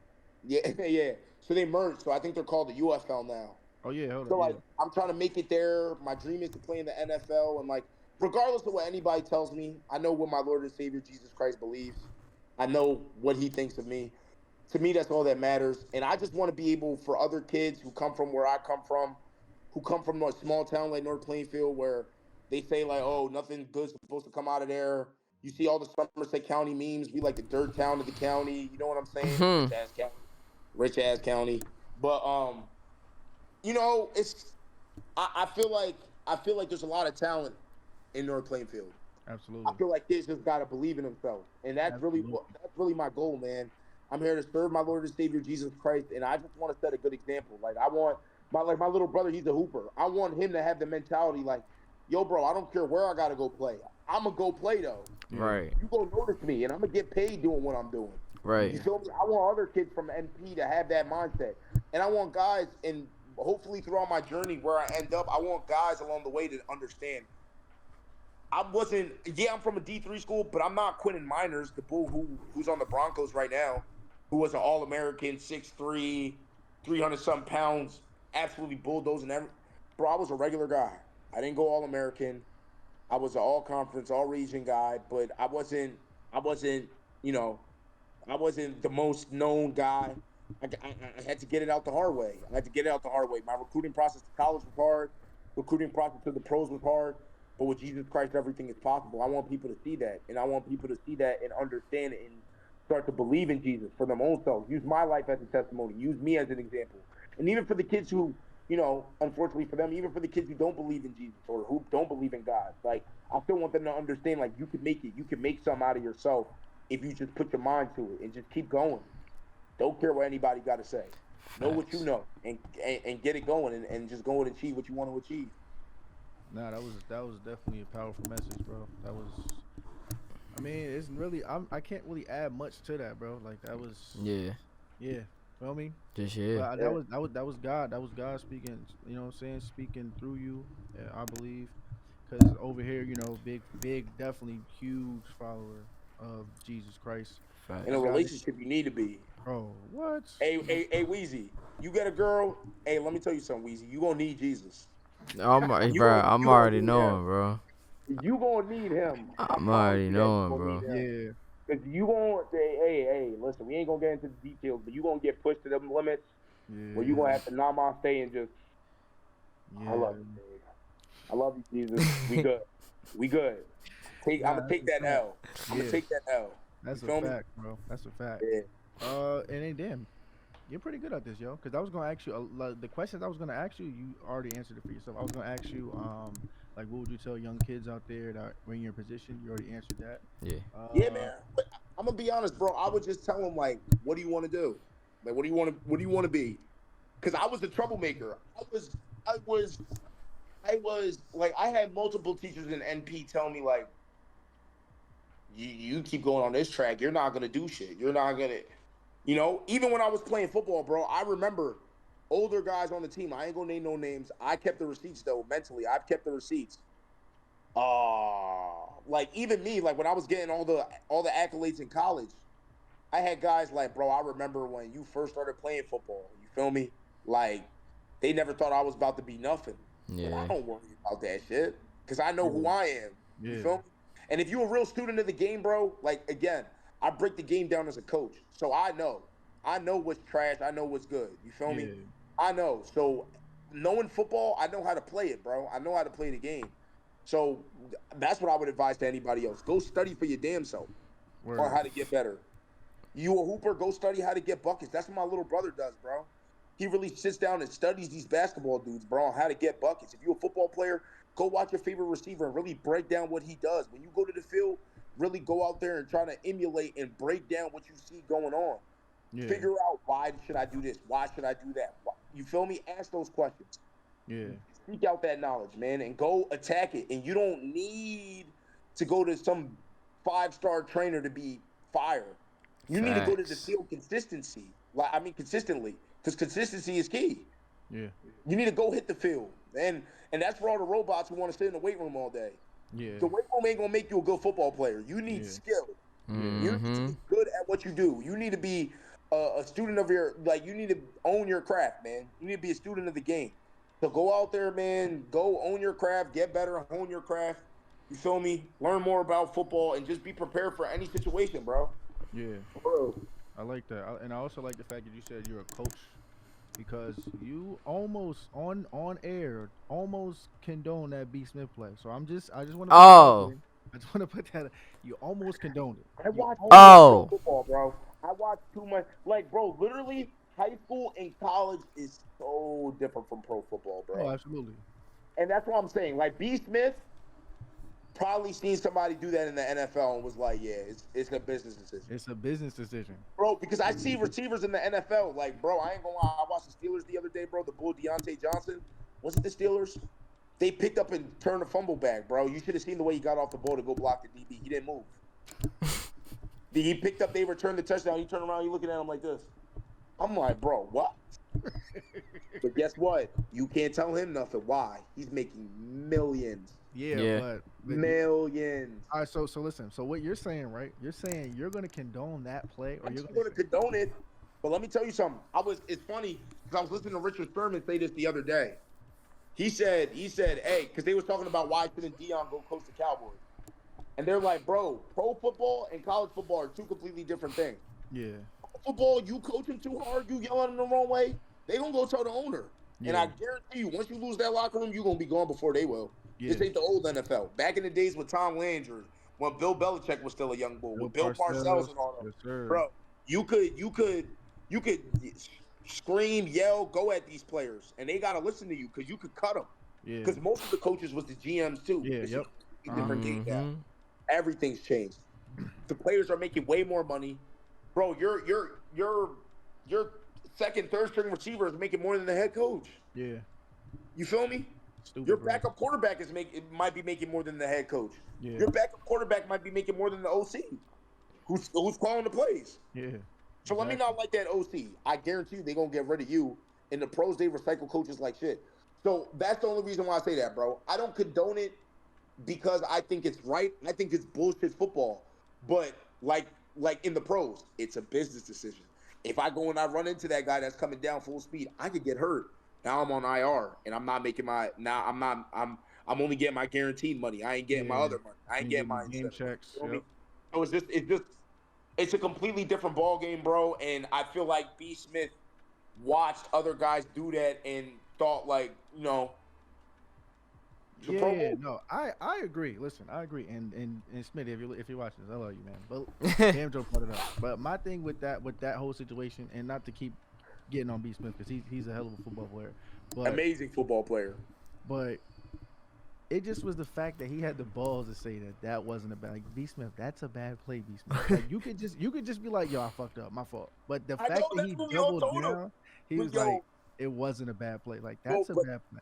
Next time I see B. Smith, I gotta ask him, yo, was that really not a bad play? See? Bro, but like, I'm gonna be honest though, that's really him though. Like, he's so, bro. Yeah. I've never really seen B. Smith to be like a two-faced friend. Yeah. If you ask him a question, you gonna get his answer. It's a B. Smith answer. Yeah. I don't know what to tell you. It's a B. Smith answer, but you gonna get your answer. Yeah. You feel me? Yeah. So him saying that, bro, that was fucking hilarious, bro. Yeah, nah, that was iconic. But another thing I wanted to mention too, bro, because this is crazy. Because me, Kendall, and Weezy, when we had Kendall on off mic after the end of the show, we were talking about how too many people are not ashamed, but like it's like MP is like. It's almost like you kind of don't want to mention like you're from North Plainfield. That's why you got all these fake ass tough niggas who say where they was born from. Like, no, facts. You're not from there. Like, yo, I'm from Liberty City. And shut up. Facts. I'm from like I made a joke on this podcast a while ago. When I'm from the most diabolical forest in the Amazon. Like, they just want to get the most toughest, like the toughest area of possible. And not because they feel ashamed of claiming North Plainfield, but I feel like it's up to us, bro, to change that stigma because, bro, it's a lot of dogs from MP, like a lot of creative, a lot of business savvy, it's so many different people from MP. Bro, it's a lot of dogs, but honestly, bro, I think that has to do a lot of like with society and what's cool today. Yeah, and I'm gonna be honest, I never really knew until I went to Del Val, until I stepped out of North Plainfield and I went to the real inner city. Because again, I went 30 minutes. I went to school 30 minutes outside of Philly, and I had some dudes on our team. Again, because you don't need full scholarships to fill your roster. Yeah. We had real niggas on our team, real niggas from the real inner city who was really about that. You feel me? And like, or who was from areas who was really about that. So being around my teammates, going to Philly often, really seeing what it was really like. And being around my teammates, understanding that these is really real hood niggas. Like, when I was back home in MP, guys used to want to say they was about it, whatever, fine. But when I got out here and I was really around people who was really, like, about that life, I was like, oh, all right. And then I realized what they found as respect. You know what I mean? Yeah. And especially when I'm gonna be honest, bro, the part that hit home the most to me is when I looked at one of my homies in the face and they was like, You think niggas want to be gangster? You think niggas want to be? You think because like in Philly, bro? I'm gonna be honest. In Philly, I don't know who you fucking with if they don't, but everybody got a ratchet on them. I'm gonna just keep it a bean. Yeah, I And believe I that. remember I was asking one of my they like, you think we want to move around like this? No, we don't, but we have to. And that's when I knew the difference. I was like, some people have to be tough to survive. Yeah, Even in that, even dealing with the young bulls that I deal with right now, bro. They walk into that school and they it's protect the pride. Yeah. It's who they are. It's embedded in them. You feel me? They come to school like that. And yeah, so that really, when I really got that perspective, I was like, wow, okay. And then I really realized, like, bro, you could really be yourself and just not take no bullshit from nobody, and you'll be fine. yeah, You feel me? You just draw a line, and when you yeah, draw a line and somebody crosses, you gotta be ready to take it there. That's yeah, all. That's yeah, all it is. That's all you gotta do. Hey, listen, I learned that even when I'm in a room of all, even if I was in a room with all, people who was from around that, I'm not going to change who I am one bit. I yeah, won't. I won't. yeah, I won't at all. I'm still going to crack the same funny jokes. If they laugh, they laugh. If they don't, they don't. You feel me? yeah, I mean, at the end of the day, stuff is only going to go like so far. And that's another thing that I learned. Niggas don't just move around and be. See, that's the thing. In NP, everybody want to make it seem like everybody move around. They yeah, all looking for prom. yeah, No, no, nobody move. Nobody live life like that, bro. yeah, It's just when business come down to business, you gotta take care of it. You gotta stand on business. That's all yeah, it is. For SOB. some for some people, it's really a lifestyle. Like that's what yeah, I'm saying. You got to know the difference. For some people, it's really a lifestyle. So you learn how to put respect on what they do. You feel me? And that yeah, also made me realize I'm not a street nigga. Now I'm not sitting here saying like I'm a rat either, because I don't believe in ratting on my homies. You shouldn't get into yeah. nothing if Yeah. That's you a gonna fact. go ahead and rat. But I That's learned a like, fact. yo, some niggas is really about this. So if you not, go sit your ass down over there. You Yeah, That's feel a me? Real fact. rap. Go sit your ass down over there. If you don't want to rat, don't go anywhere near it, bro. Just don't. exactly. Leave it alone. If that's not you, that's fine. You don't. And bro, when I started having real hood niggas, real street niggas respect me for what I was doing, I was like, why do like you don't ever need to portray like you tough. Bro, You they feel You me? respect. They don't. just respect real. But the thing is though, I'm glad you're saying this because this could also be a tool for maybe a young, dumb, let's say Bamjo or Coop or even Wheezy out there who's trying to like try to like find their way and feel like they need to be tough in this savage, tough era. Bro, people respect real, and you don't need to be like being tough doesn't equate to being real. It's a Yeah, lot of tough snitches out there. It's a lot of tough goofies out there. You know what I'm saying? So it doesn't matter. Like being real is just being yourself, and they respect people that are themselves. And like Bamjo said, just you got to stand for something. That's just all. That's really all it is. Like they respect people that's themselves and that stand for something. Feel me? yeah, yeah. Like, bro, especially like again, like, bro, going around celebrating all these holidays, bro. You go back, bro. I don't. It's not like I'm like, oh yeah, I'm going to the hood. Like, no, it's just my if my homies is from the hood and I'm going to go hang out with them on the day, I go to where they from. You feel me? And you just get the embrace. You get everybody loving with you, and I don't gotta, bro. Listen. So again, my man Vinny, I remember on the day he was having his send off party for when he was going to the CFL. I remember I was in the back and I was chilling with all the old heads from the block. You feel me? I was chilling with his pop and all the other old heads from the block, and they're old heads. And I'm a real sports fan, bro, real sports nerd. So again, me, I don't give a fuck that I'm from Jersey. I don't care how I sound. Guess what I start asking them? Hey, y'all from Philly? Y'all watch Dr. J play? You tell me how you felt about Larry Bird in his prime. And See? they went on a whole rant about Larry Bird. You feel me? But that's just Yeah, who I am, bro. yeah, That's just who I am. Like yeah, wherever I'm at, I'm going to ask questions that's on my mind. I don't need to yeah, sit here and me mug all day like, yeah, don't fuck with me, don't fuck with me. Because yeah, the first thing them niggas is gonna ask, like, yo, what the fuck is wrong with Bull over there, bro? yeah, What type Real time is he on? shit. yeah, That's the first thing they're gonna ask, like, bro, what type of time is he on, bro? Why you keep me yeah, mugging everybody? Stop. yeah, You gonna get somebody gonna ask, what are you looking at, bro? Then yeah. what you gonna do? You gonna try to act tough back? Like, come on, bro. Cut that out. Exactly. So, Exactly. Yeah. No, that's real talk. and the But tough, bro. I'm gonna be mhm, honest, bro. My last advice for all the young bulls out there: the niggas who act too tough get popped first. yeah. I'm saying. No, that's a fact. No, That's real shit. these is real gems, man. Listen, this is this Yeah. is what we do at its finest, bro. Like we try Real to give them shit. the real. We don't. It really ain't too much sugarcoating going on. We try to give them the real, and y'all hearing it first, man. Y'all hearing what's going on. So I just like when it's conveyed or like like said from a different like perspective other than just me and Weezy's all the from a time. dis- Not from a yet, for different sure, for lens. sure. Yeah. So I definitely respect the fact that you said that. I'm gonna also add to that, man. It's cool to be where you from, and please, for everybody out there, stop the dumb shit of associating location with toughness.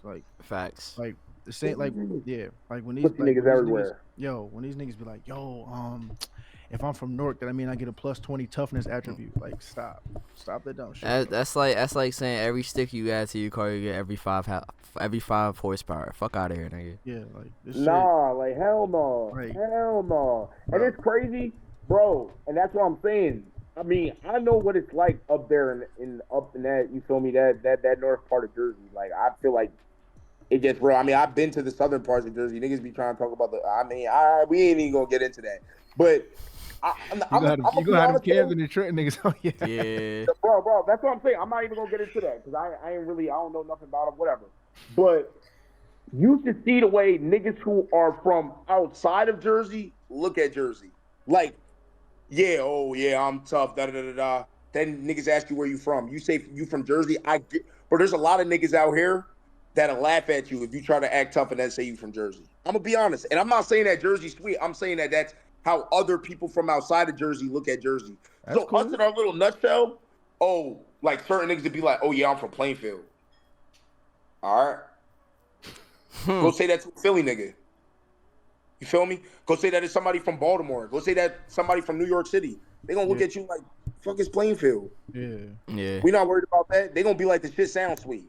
And I'm yeah, not saying that it is, but I'm saying yeah, that's the shit that I've heard and gotten receptive of. You yeah, know what I mean? So yeah, it's like a lot of times you just gotta step out of your little shell that you live in. You feel me? yeah. And just accept where you from, bro, and accept that there's tough niggas where you live and there's purdy niggas where you live. That's just what it is. It is what it is. Real That's tough. shit.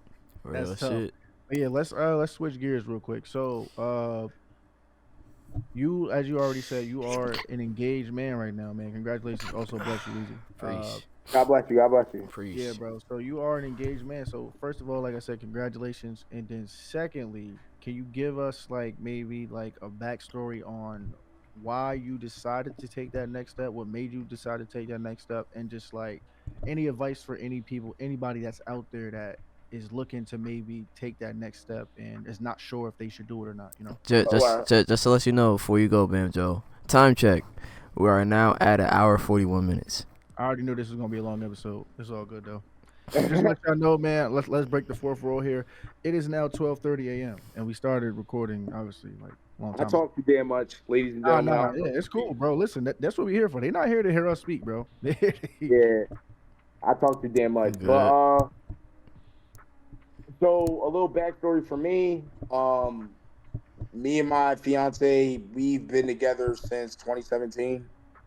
Feel me? Since my senior year in high school. Oh, Me and Aaliyah have been going out. You feel me? you So low key copying my flow. I'm thinking about that. You copying my flow a little bit. it's bro, but see, it's the loyal nigga flow. Nah, yeah, I respect that. See? When Yeah, you're I not respect that. in the streets. Yeah, I You're not respect that. in the streets. You feel me? Yeah, I respect that. Yeah.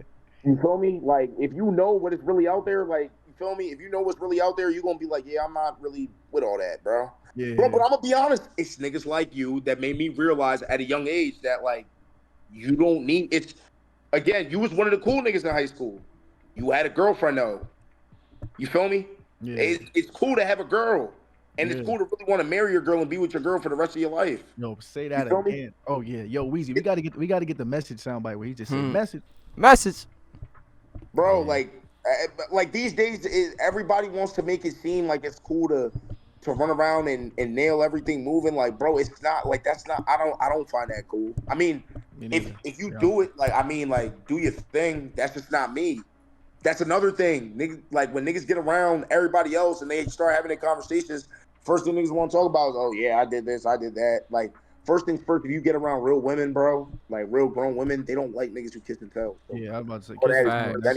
anyway. that's already a red flag. All that A man or woman, weird that's anyway. a red flag. Yeah. And like you feel me? So the biggest advice that I would give for let me get back on topic. The biggest advice I would give for anybody who's or let me talk more about me. Sorry, I'm getting all over the place.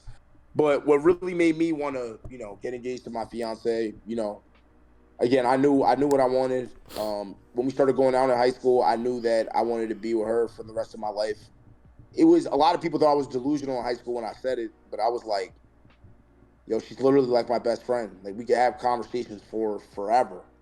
You know what I mean? We vibe around each other so well. We get along so well. Like this is who I want to be with, you know? And obviously, ended up having our rocky stuff. Your Yeah, first year in college, you get the on and off and all that. But once my sophomore year of college, like that things around that Thanksgiving, we really like linked back up and started talking, and the rest is history. Ever since then, we got back together in COVID after everybody came home from college that semester, and we've been together since then. And really, why I got engaged, for me, it was I wanted to show her how serious I was. You know what I mean? yeah, Like I wanted to let her know, like, yo, I'm for real. Like this is for real. Like we're getting married. No ifs, ands, or buts. You know yeah. what I mean? It was that kind of thing. And like waiting for, like now we're planning the wedding and all that. You know what I mean? It's fire. But I'm just it's just a blessing, and getting that green light from God, of course. Like you got to get the green light from God. But once you get the green light from God, it's like, you know what I mean? It's like what's stopping you at that point?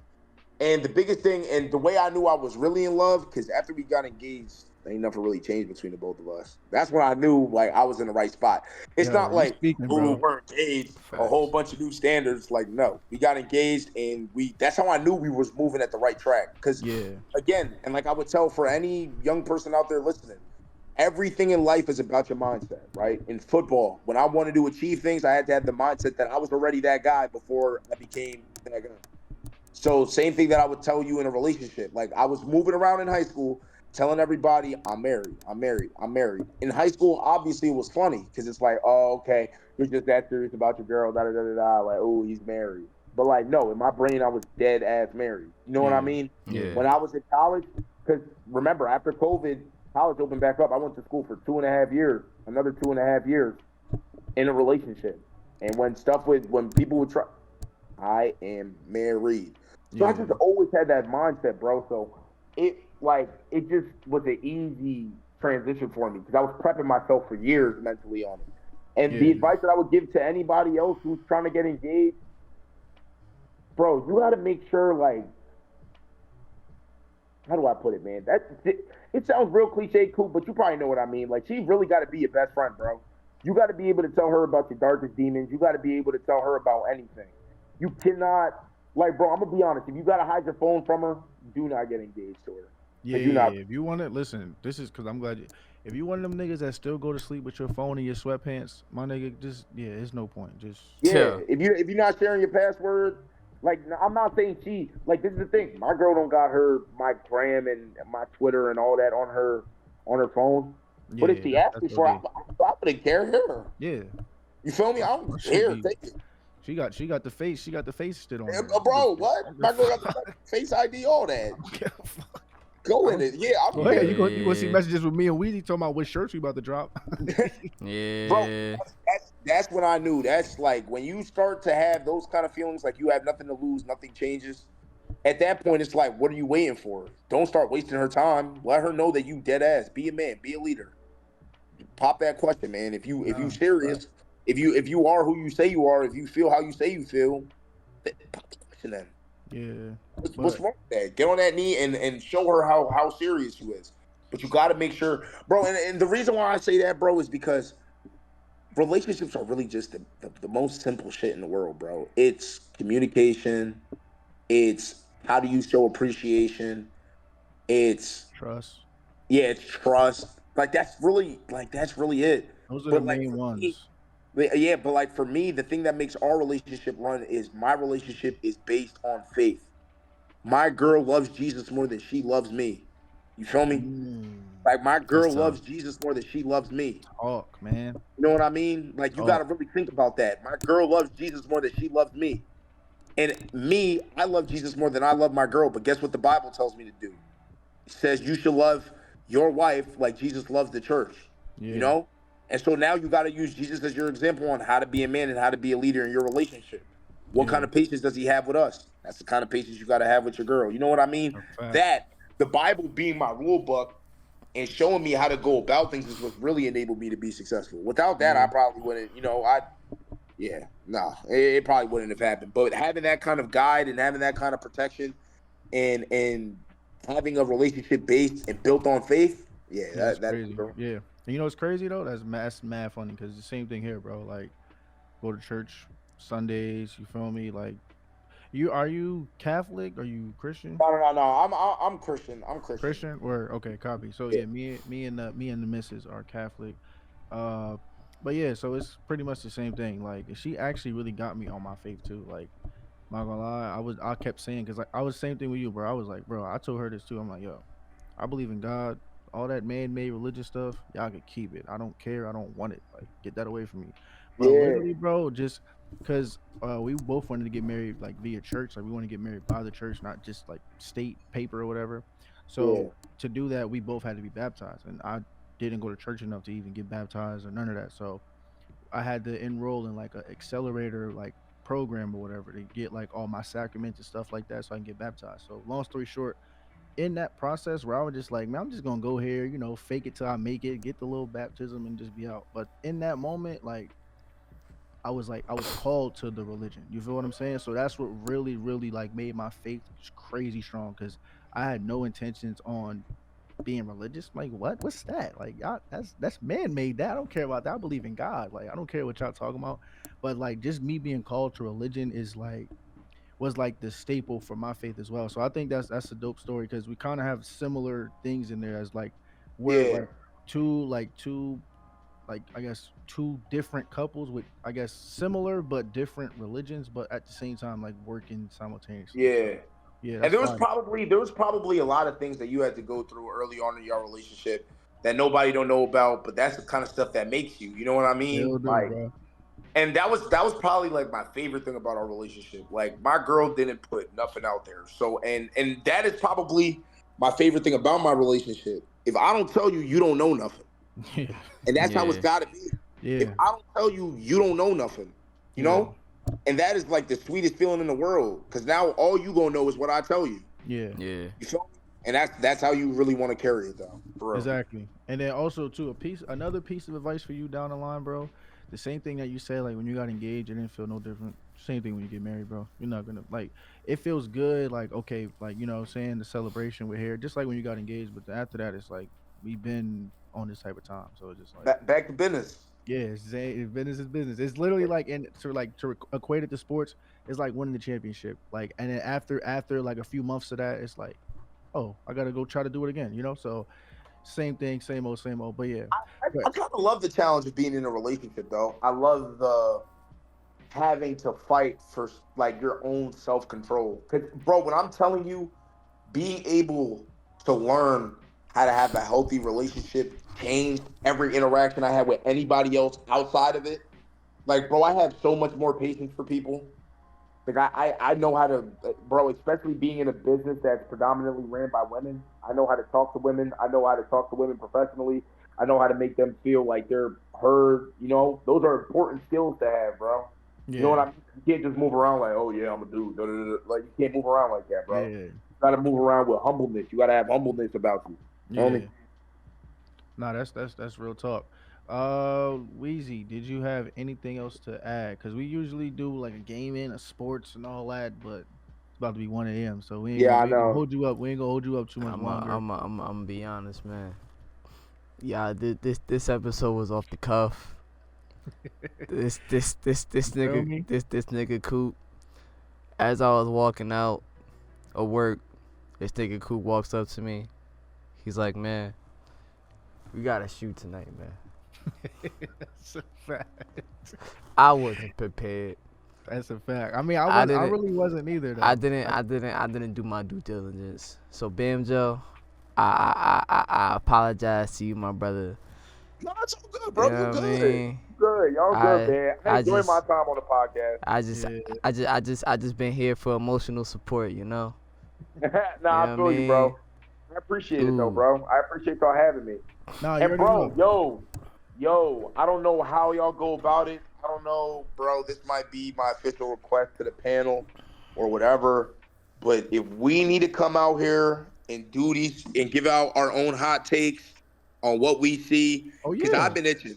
That's bro. I watch every sports talk show. I'm talking about Undisputed, Get Up, First Take. I watch it all. NFL Live, NBA Today, all that. I watch it yo, all. Speak, listen, all that. First things first, all that.